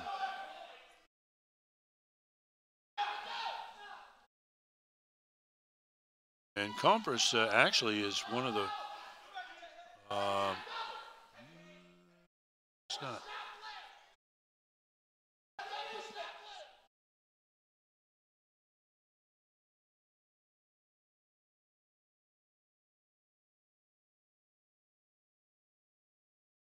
Lesnick shot that time without scoring on it, and trails here. Compress is in deep on a single, coming out the back, and he gets the two and hasn't gotten back points yet. He's under a minute. He's got time.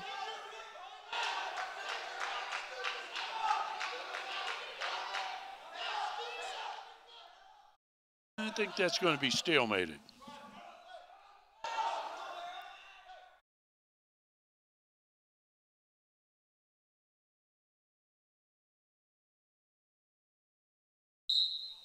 Yeah, there's the stalemate.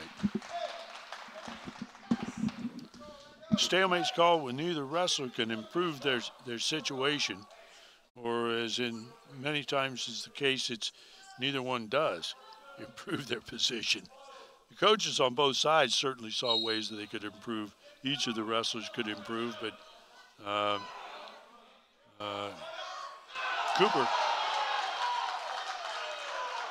did not come out with that reversal until just now. Now he picks up the reversal and getting back points on top of it. And that puts him into a 5-5 tie here with just a second at the end of the second period. So we go to period 3. We go to period 3, and we have Compress making the choice to go with the third period on their feet, where he showed himself to be pretty effective. And that's it. Leska is tying up with his right hand and stepping with his right foot. How he hasn't been taken down yet on it, I'm not quite sure. The Compress has passed it up several times now. It's a wrong tie-up. You don't want to lead with the same side you're reaching with. All you're doing is exposing that leg, unless you're doing it intentionally, using it as a sugar foot. But there, Compress uses his quickness. When Lesnick makes a bad shot, Compress scores on it, picks up, moves it up.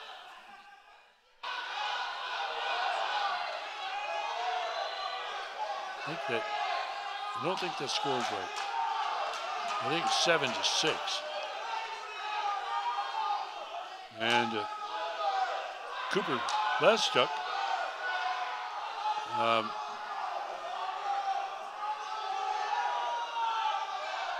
has gotten himself into, now he's reversed his position. There they go back to neutral position.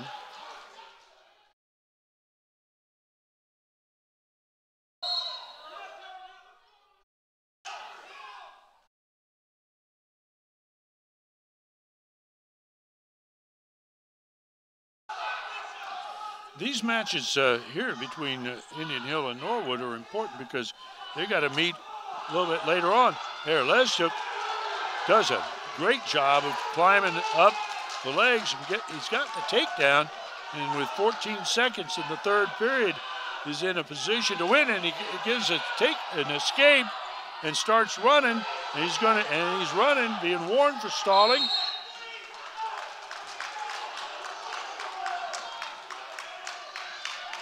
And Coach Tim Kelly has finally warmed up. I didn't know if he was going to really get warmed up tonight. And he has. He's pretty upset. He considers the fleeing the mat point was deserved there. But so far, it hasn't been awarded. And Cooper Lesjuk is in. Yep, there's tie match right there. And now Coach Coach Iger of Indian Hill now is upset because Cooper Lesjuk just gave up a win. So now they're into OT. Got a 1 minute period. First takedown wins it. Or any kind of penalty. A penalty point could win it too. Lesjuk could lose it because he's been warned and penalized for stalling.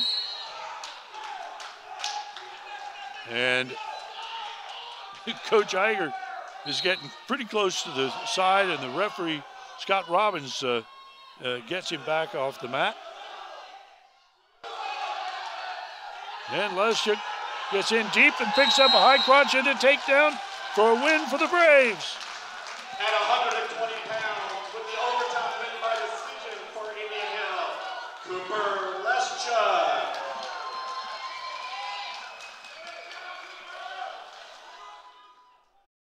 Overtime victory for the Braves, and that puts them up as a 9-0 lead over the Reading Blue Devils as we get ready for the 120-pound division. That'll bring up Smith of Reading, a sophomore, and his opponent is Spencer Magliardo. And at 126 pounds for Mangialardo. And for Indian Hill, Mangialardo. If I manage to remember that through the course of this match, I'll be a little surprised. Spencer's I think I may just call him Spencer, is a freshman. He's got he's 6-6 on the season. Kind of a tall, long wrestler. And Smith is also a long, lanky kid. And they change positions and step into their respective anklets. And we're set to start the 120-pound weight class with the Indian Hill Braves leading Reading 9-0. And oh my, that's interesting. I thought, wow, thought that was a takedown. But that wasn't. I guess control wasn't exhibited inbounds.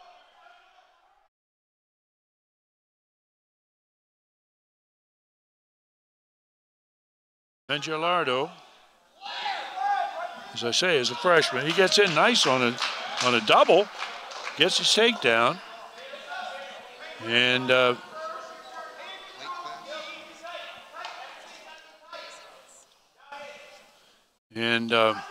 Smith, who is a sophomore, got crumpled on that shot, driven into the mat. Mangialardo gets into a nice leverage position and picks up a 2-point near fall, jumps out to a 4-0 lead. They're out of bounds, and they go back to the middle of the mat.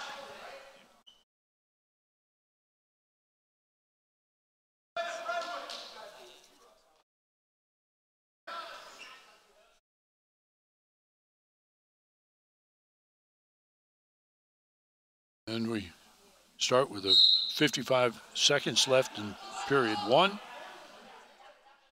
Indian Hill's Spencer Mangialardo is up in the offensive position and control. I think this may be a case of where Smith has been bumped up to fill this weight. He appears to be overmatched here. Now, that may change here at any second, but right now, he's being controlled pretty much. And turned to his back, but comes right on out. Mangialardo picked up back points. And it extends his lead to 6-0. And Smith returns to the defensive position. That's one of the issues, of course, that all small schools have, is that finding sufficient number of wrestlers to fill weight classes. So the coaches are constantly having to juggle their lineups to take advantage of the individual talents that they have. And another 2-point near fall pushes Mangialardo's advantage to 8-0. This is at 120 pounds. This is Indian Hill Braves versus the Reading Blue Devils. And now we have a question from the scores table as to what the score is. We have an Indian Hill coach over talking with the referee, who is in discussion with the timer scorekeeper.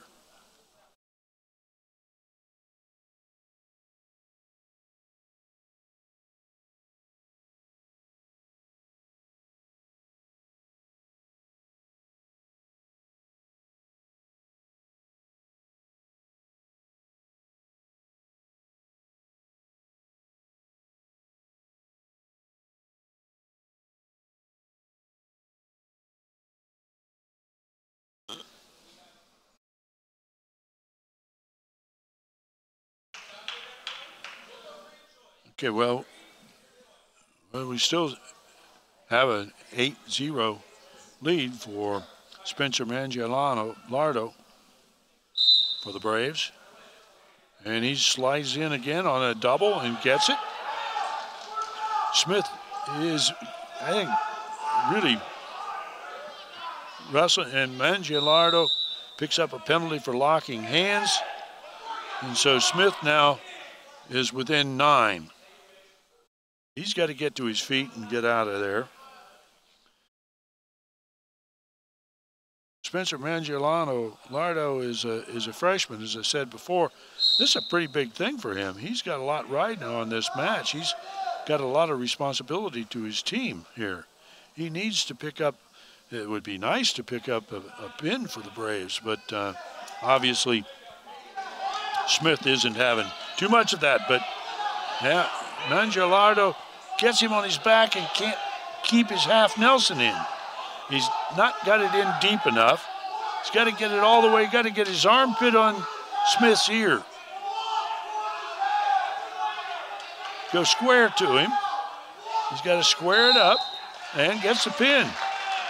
Wow, so there you go. That's a 6-point victory for the Braves. And 126 pounds, winner by a fall, Spencer Mangialardo.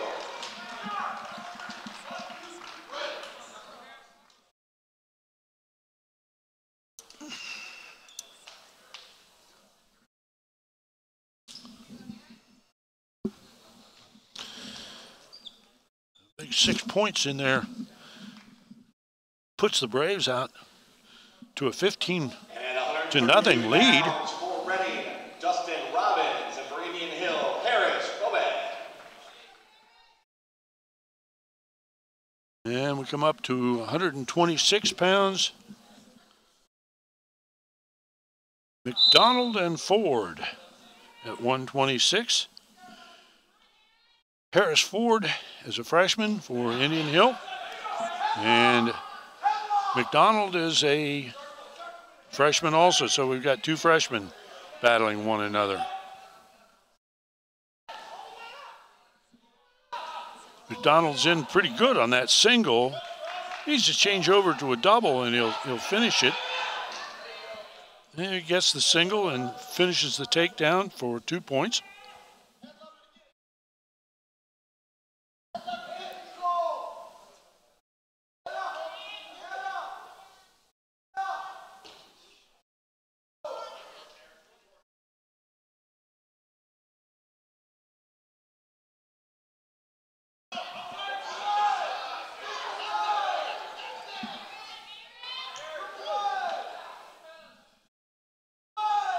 And McDonald continues trying to turn Ford, and Ford is doing his very best not to give up back points.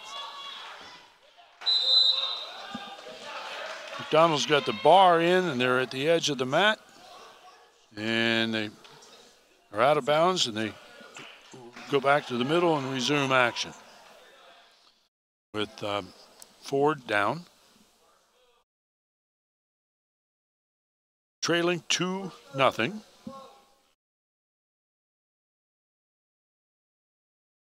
Donald sets. Ford tries to sit and turn, but he leaves his wrist behind. Got to clear that arm. Ford tries to use a hip over to get McDonald off his back, but unsuccessfully. And Ford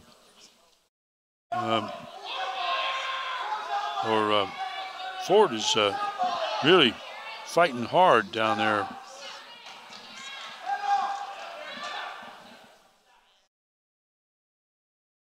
But he's one of the hard things in the sport to learn, and as freshmen, it takes a while, is keep your head off the mat, keep your belly off the mat, keep your knees off the mat. Okay, so we get to the second period, and McDonald of Norwood leads 2-0. That's a tight match. It could go either way very easily. And they start on their feet again. Everybody likes to spend a lot of time on their feet. We were talking about this last weekend at the Swoka Glen Sample Classic. If we're going to start picking up wins in Columbus, we've got to learn to execute a takedown and then ride. We've got to learn to control people on the mat. We lose too many matches in Columbus because we don't ride. We get a lead late in a meet or in a match, and then we give up an escape and lose by 1. It's a remarkable thing how many times that happens.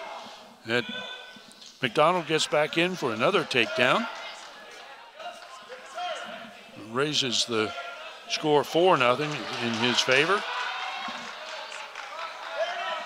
Harris Ford had better get moving while his team's ahead. They're only ahead by 15.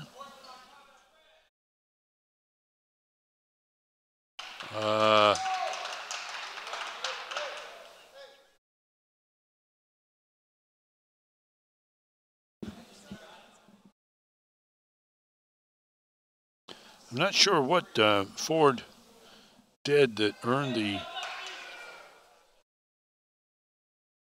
1-point penalty, but it gave his opponent a point, and that allows McDonald to enjoy a 5-point spread at this point here in the second period at 126 pounds. This meet's coming to you from Indian Hill Gymnasium, home of the Braves. This is a duel between Reading and Indian Hill at 126 pounds. Indian Hill leads at this point 15-0, having scored real well in the first 3 weights. Reading seems to be trying to build a reply, and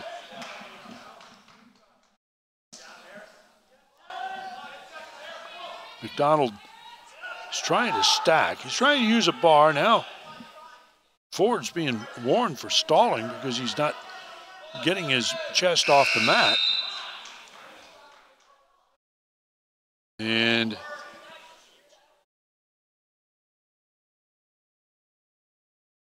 McDonald has choice and takes down.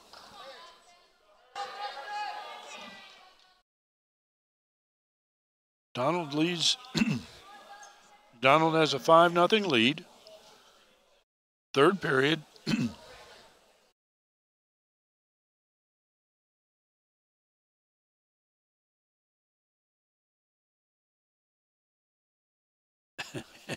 And Coach Kelly has found another way of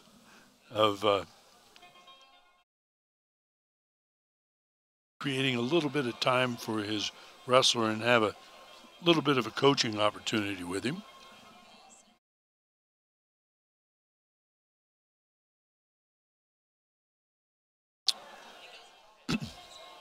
McDonald's got a bit of a split lip and got some water to rinse his mouth off. The trainer is down there to put some, I'll call it a stop leak on him, and he's ready to go back on the mat.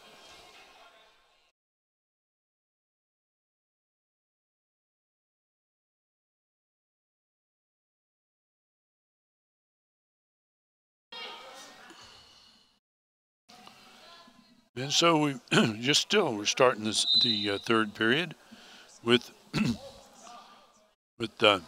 McDonald of Norwood. He's in of Reading, the blue singlet with a trident on his back, leading 6-0. And Harris Ford tried a front headlock and gave up a takedown himself. And now you got McDonald really putting the pressure on Ford. Ford on his back. And boy, I'll tell you what, it's hard to come out of that. And certainly that's a good job so far of getting off his back, but Ford has got now to avoid the near cradle. And McDonald's locking up. I don't know if he's got the leg, hands locked up yet or not, but he's jamming. Nice job on the cradle. He's jamming the knee up into it. Picks up a 3-point near fall. Makes it 11-0 here with 37 seconds left. That gives him a major decision. 4 more points would give him a technical fall. He's got to get him on his back again in 26 seconds. And Harris Ford has to try and preserve no more than a 4-point loss or come back and in 13 seconds hit the miracle finish and pin him. And Ford gets an escape, makes it a 10-point spread. Ford's in on a single, but stretched out. And as time expires, McDonald of Reading picks up a 13-1 score with a major decision. That gives the Blue Devils at least a 4 points on the board. Makes it 15-4 at 132 pounds. I believe Reading has a forfeit. That's correct. That would make it 21-4.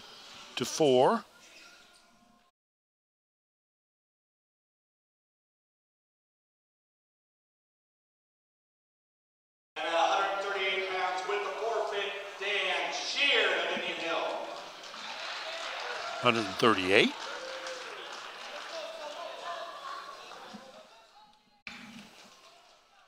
And 145 pounds for Reading. Was that a double? It must have been a double forfeit at 32. So now we're at 145 pounds, and we've got wrestlers out there. Yeah. Let's see. Sheard. No. Jaden Anderson must have moved up to 145. And he's wrestling Johnson.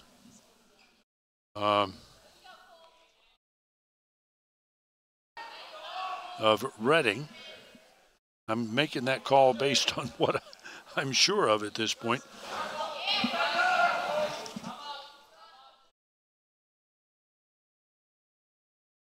So Anderson, I believe Anderson is, that's him out there. He's a junior.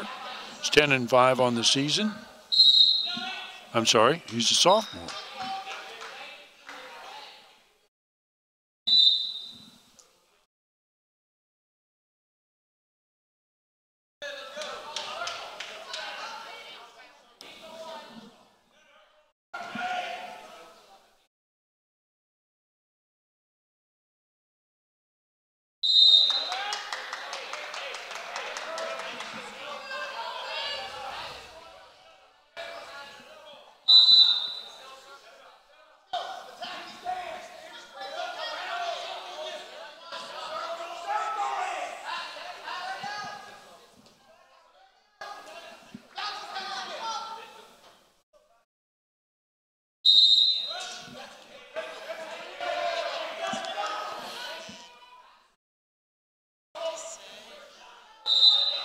So we have Jaden Anderson and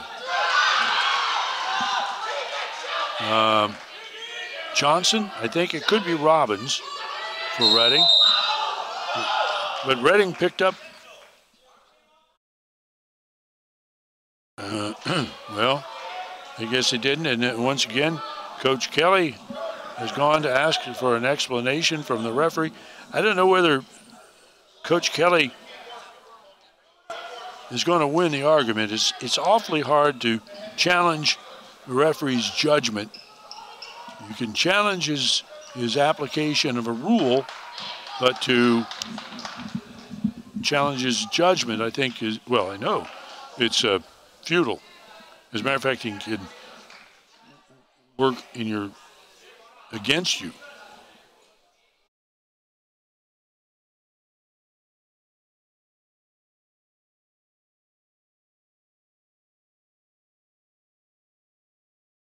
Okay, so we got 36 seconds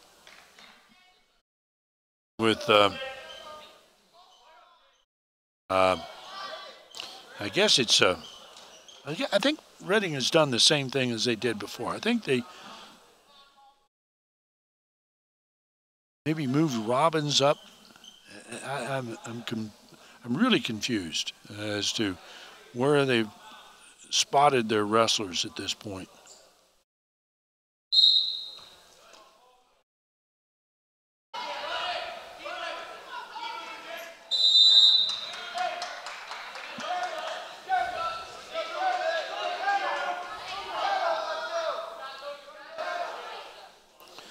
It's at 138 pounds. Now, we have a caution against Anderson.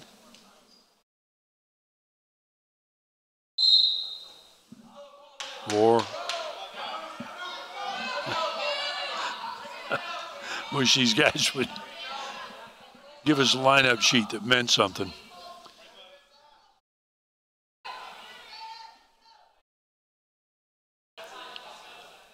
It's a lot easier in a tournament. Everything's written down and known ahead of time.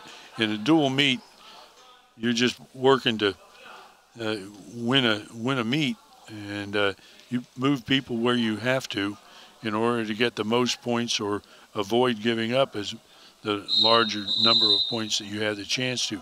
Have a second caution, and that's a point to the Reading wrestler.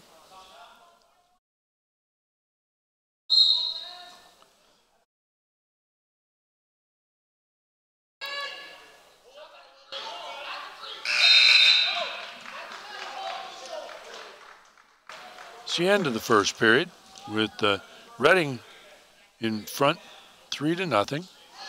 Team score, on the other hand, is a 21-4 lead for the Braves. So certainly Reading wants to come back and close that gap, and Indian Hill wants to maintain their advantage. Out of bounds, no change. That's the right call. Though the Reading wrestler had turned and faced, the Indian Hill wrestler still had control of him as they were off the mat. There, Reading sits out to a nice switch and gets the 2-point reversal. And then gives an intentional escape because you much prefer working on his feet than working down on the mat.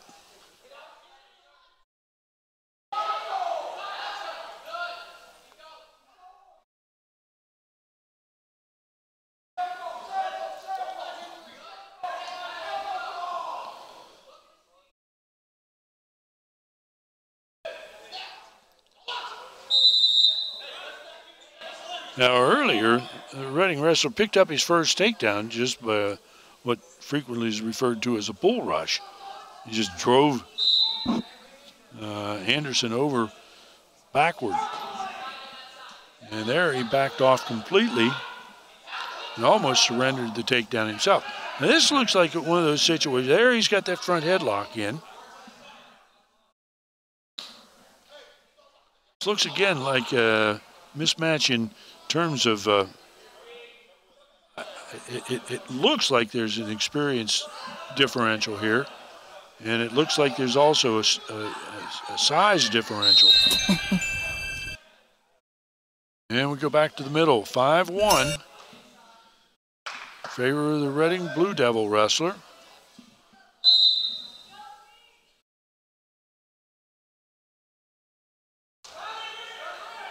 And, hello, Mark. Indian Hill backs off the mat and surrenders another point, makes it 6-1.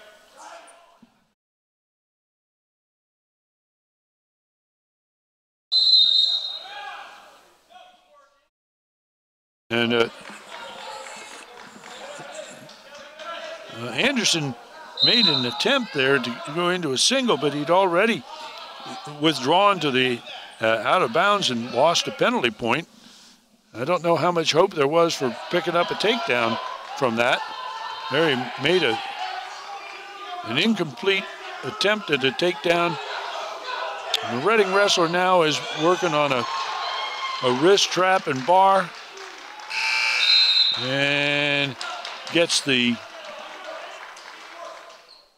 takedown. Makes it 8-1 going into the third period.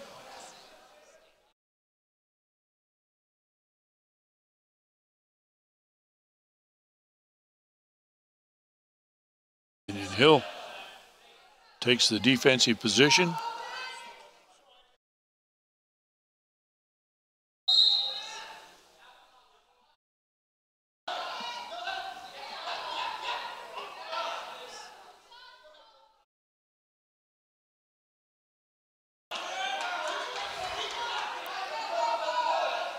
An intentional escape.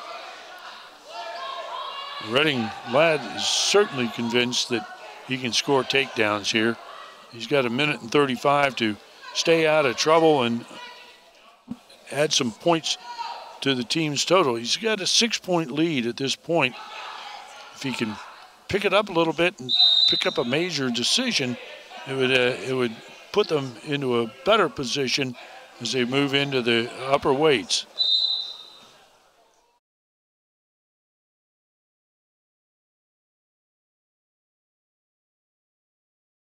There once again, the Indian Hill wrestler, it looks like he's trying to use a Russian bar arm, and he just keeps pulling his head in underneath without doing anything with it. He's got a Russian in, but he's not doing anything with it. Well, actually, the Reading wrestler is doing a good job of stalemating him in it. They go out of bounds. Got just under a minute in the third period now. There comes that bull rush again.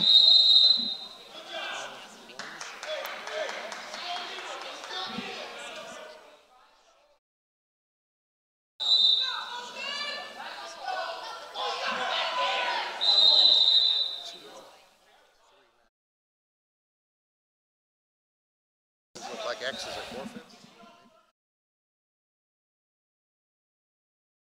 42 seconds. We've got a Question raised again about the score. Question of legality. And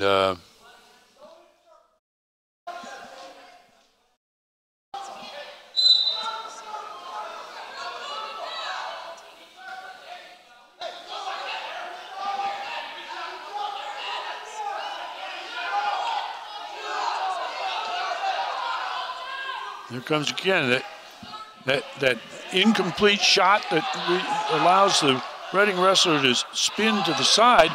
But now this time, the Indian Hill wrestler gets a hold of a leg and is going to, if he can pull it in, he stepped over the ankle and gets the takedown for Indian Hill. Makes it a, wait a minute, what did it, I didn't see what he signaled, but I thought it was a 3-point. Anyway, that gives Reading a major decision. Colton Robbins of Reading.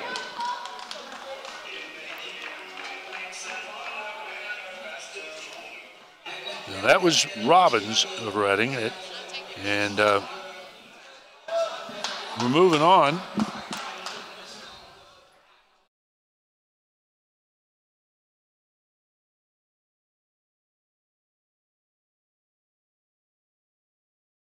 £152 for Reading, Johnson. For Indian Hill, Davis. Matt Davis from Indian Hill and Johnson of Reading at 152 pounds, they tell me. So they have moved Johnson up from 45. They must be going to move Connor up to 160. And Davis is wrestling for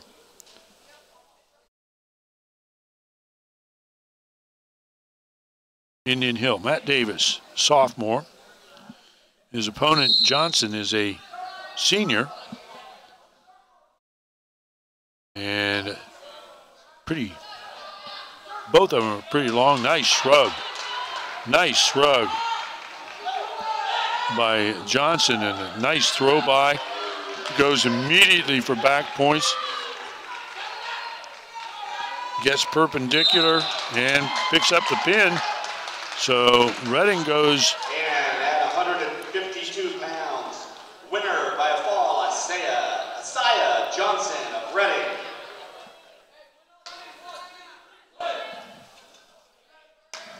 It's 21-14. It's getting closer, guys. At 160 pounds, we have coming up next. My sheet says that Reading doesn't have a wrestler there. But I see a guy coming out. So, who might that be? I guess it's 160 pounds, Sam Connor of Reading and Nate Berger of Indian Hill. Okay, Sam Connor of Reading is on the mat. And Nate Berger from Indian Hill. Berger's a freshman. Connor is a junior. Here we go now. This is a... Remember that Indian Hill went out to a healthy lead and it's closed now to 21-14. There's only a 7-point gap. You can close that in a big hurry with a pin. And Sam Connor looks like he's going after the thing with pretty good intensity.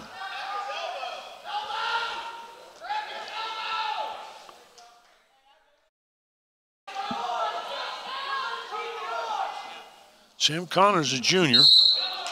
And they go out of bounds. Nate Berger is a freshman, but he's had some experience already this year. 160 pounds. And there, Connor just picked up a head and arm and put Berger to his back. And it's got him stretched out pretty good. He's got to sit under that. Whoa, he doesn't have an arm in it. That's an illegal hold. But the referee didn't see. Sam Connor of Reading He didn't have an arm in that. Now another assistant Indian Hill coach is over there pointing out the fact that he had the head locked with no arm in it. And the referee's saying he had him at the elbow, but I think we could see it. If we have that on replay, we could sure look at that again, because I don't think he had an arm in it.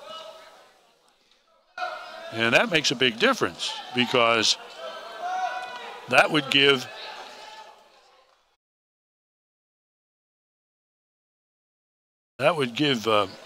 Reading catch him back to For Reading, Scott. For Indian Hill, Sturwall. We can't replay it. It's not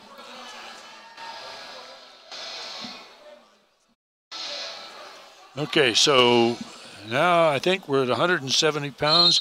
Will Steuerwald, a senior for the Braves, and Charles Scott, a freshman for Reading. These two are on the mat now with the score, Indian Hill 21, Reading 20. And Steuerwald gets into a nice dump situation, little half fireman. Steuerwald's putting in the far side half and stops it as a potentially dangerous hold. Oop, gets penalized a point for that bar across the back, which he brought away from the body. But he still has the advantage of the takedown, is in the offensive position. He's out and running. He's got a far side half, and he's got a wrist trapped. He's driving it up and steps across, getting back points, but he's way too high on it. He's got to get armpit on the ear. And Scott is doing his very best to avoid giving that pin, which would really make it hard for Reading to win this. But they've come back pretty far back on this.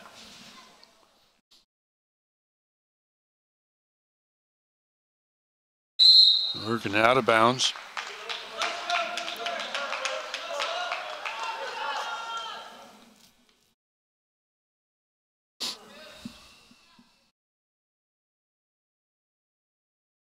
One-point lead for Indian Hill team-wise, and a three-point lead for them here at 170 pounds. And Steuerwald again looking to pick up a far side half. He really likes to use that combination. He gets it in and then will jump over it. And Scott is really, now he's worried about the cradle coming in. Steuerwald's pushing the cradle, but he's running out of time. He's only got a couple seconds left in the period. He's not going to score with it. And Scott used his experience, though only a freshman, he used his experience to avoid that cross-face cradle. Steuerwald takes down. We're in the second period. Indian Hill leads Reading 21-20 at this point, and leads 4-1 in the match score. Steuerwald gets up and gets his escape, 5-1. This is where Steuerwald can use his age and experience, and I think a little bit of size to his advantage.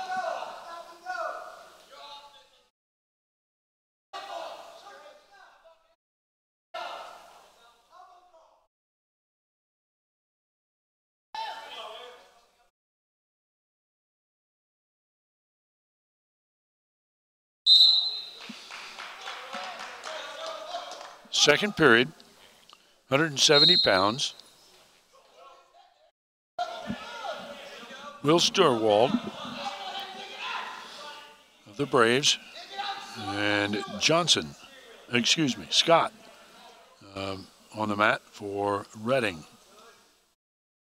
And Steuerwald almost got into that little short high crotch again, but didn't have control of the elbow. Now he's got it and gets him right at the edge of the mat. No takedown, out of bounds.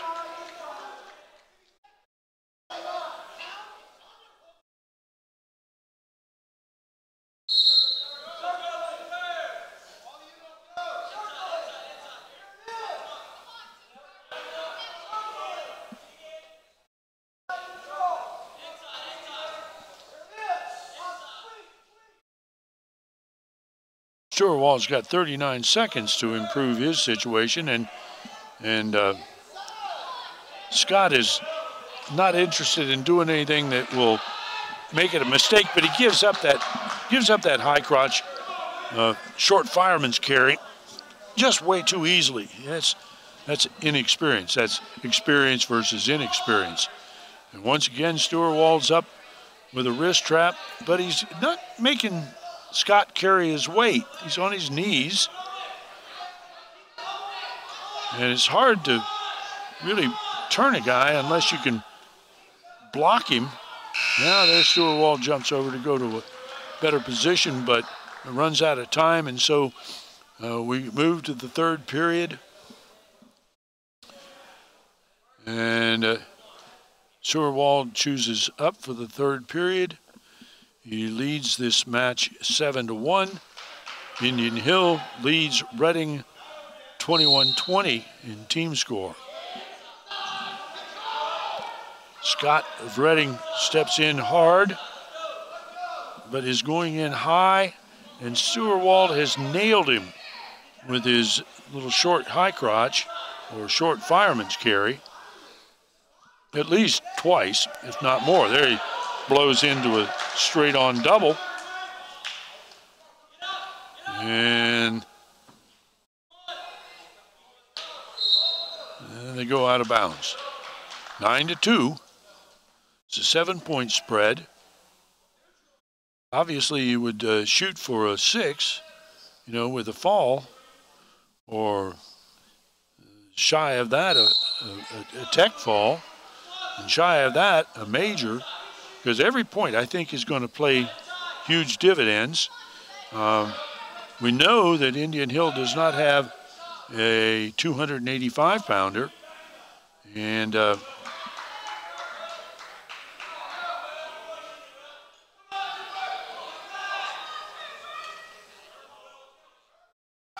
the Norwood or the Reading wrestler picks up a point,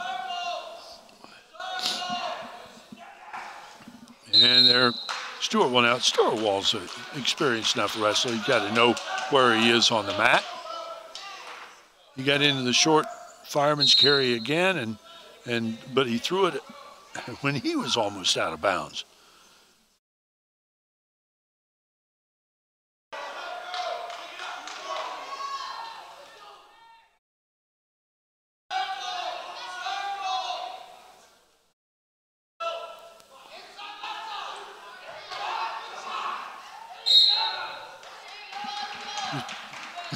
Stewart-Wald got to keep his head in this match. He's not concentrating at this point. He's just wrestling out the period. He's got 30 seconds. He's got to have his head into it to the extent where he's trying to add bonus points to his win. And he's against an opponent that he can do that with, but he's got to step it up.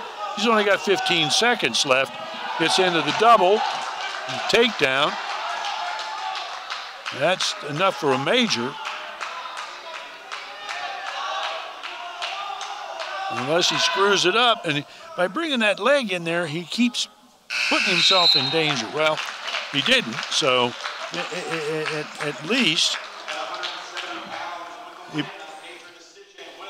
he brings his the team score to 25 for Indian Hill. 20 for Reading. So it's close. And we move to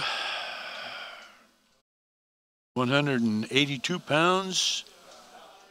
At 182 pounds, winner by forfeit, John Mark Williams of Indian Hill. John Mark Williams picks up a forfeit win.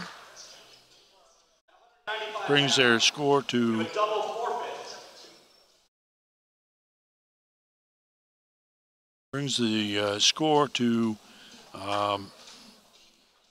31-20, and we have a double forfeit at 95 pounds. 20 pounds for Reading, Tuttle for Indian Hill, Lindbergh.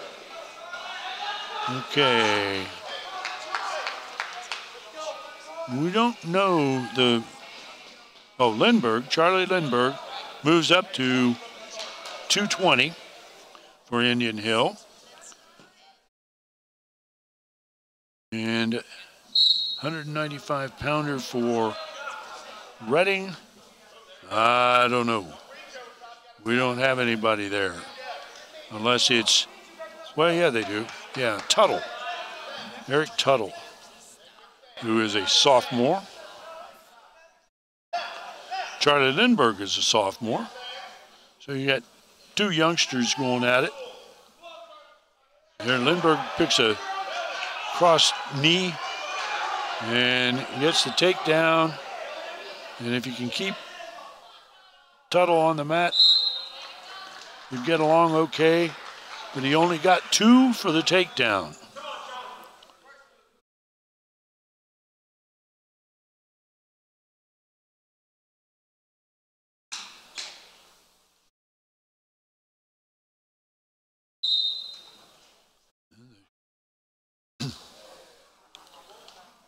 Tuttle attempted to stand up, and Lindbergh snapped him back down.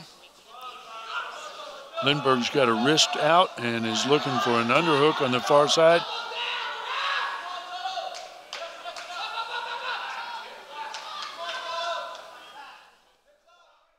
And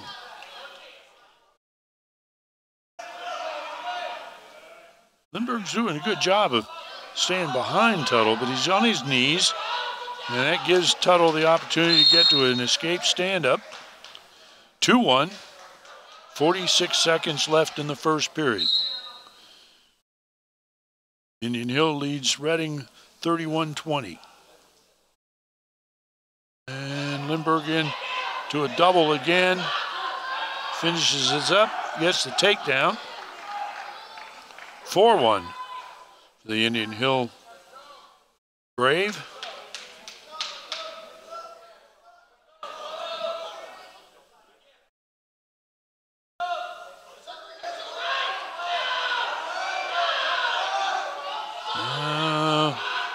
Tuttle's trying to, Lindbergh gets up around his head. He's using that far side half again and stacking Tuttle.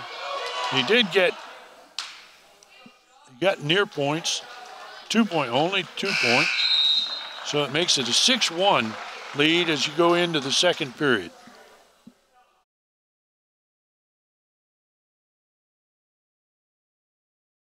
And we got some blood.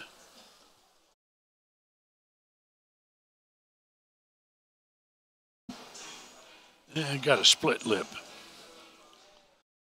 That's part of the nature of things. Especially it becomes, I don't know how common it is. My younger son was a pretty engaged wrestler over the years, and his whole sophomore season he spent spitting blood because he wore braces. And you talk about something that leads to a lot of bleeding. Braces will do it, and he wouldn't wear a mouthpiece. So if you're out there and you've got braces, you might want to check with the orthodontist and get a really good mouthpiece to keep from making the inside of your mouth look like somebody ran a rake through it.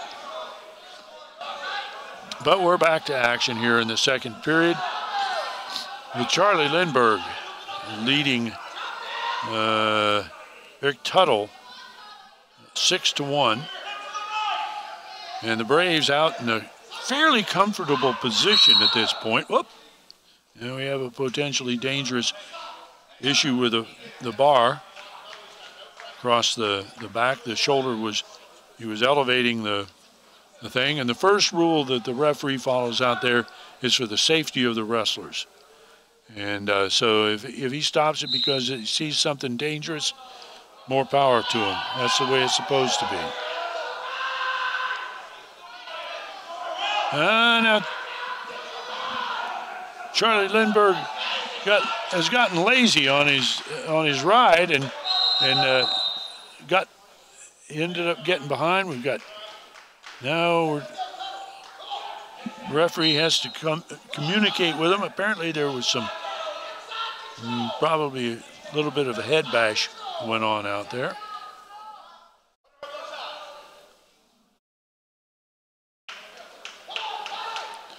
I think this is one thing that emphasizes.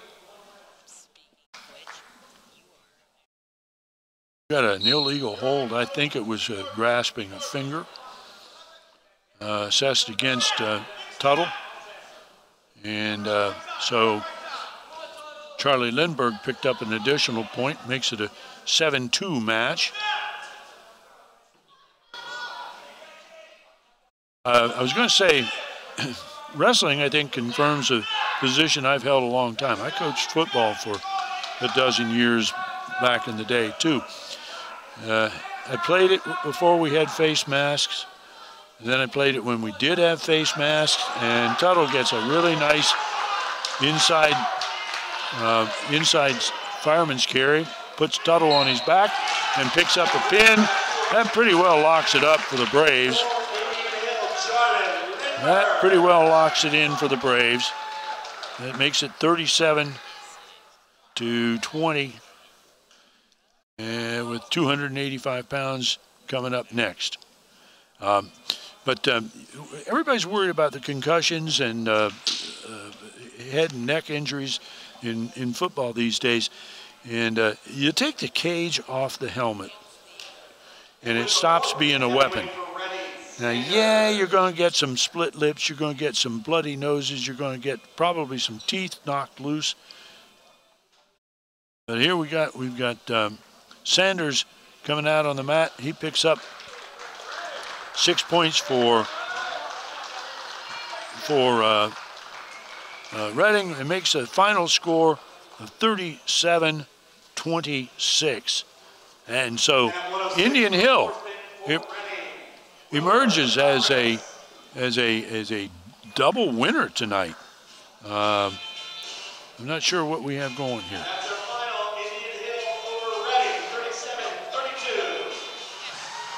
37-32. Okay, so 37-32 is the final, correct? There was I guess the 106 didn't get on the mat originally. They must have run that through straight up there at the top. I didn't realize that. Okay, anyway, 37-32 is the final for the this duel. So Indian Hill ends up being a double winner. They beat Norwood 48-31. They beat Reading here at 37-32, and so you got 20. You've got a win. So that's the final that we have for this night tonight on Indian Hill Television Network. And we'll be back here again later this season. I think it's in January, and we'll be covering another dual meet with the Indian Hill Braves. So thanks for watching this evening, and if you do nothing else, support high school sports. It's the best investment you'll ever make. So long, folks.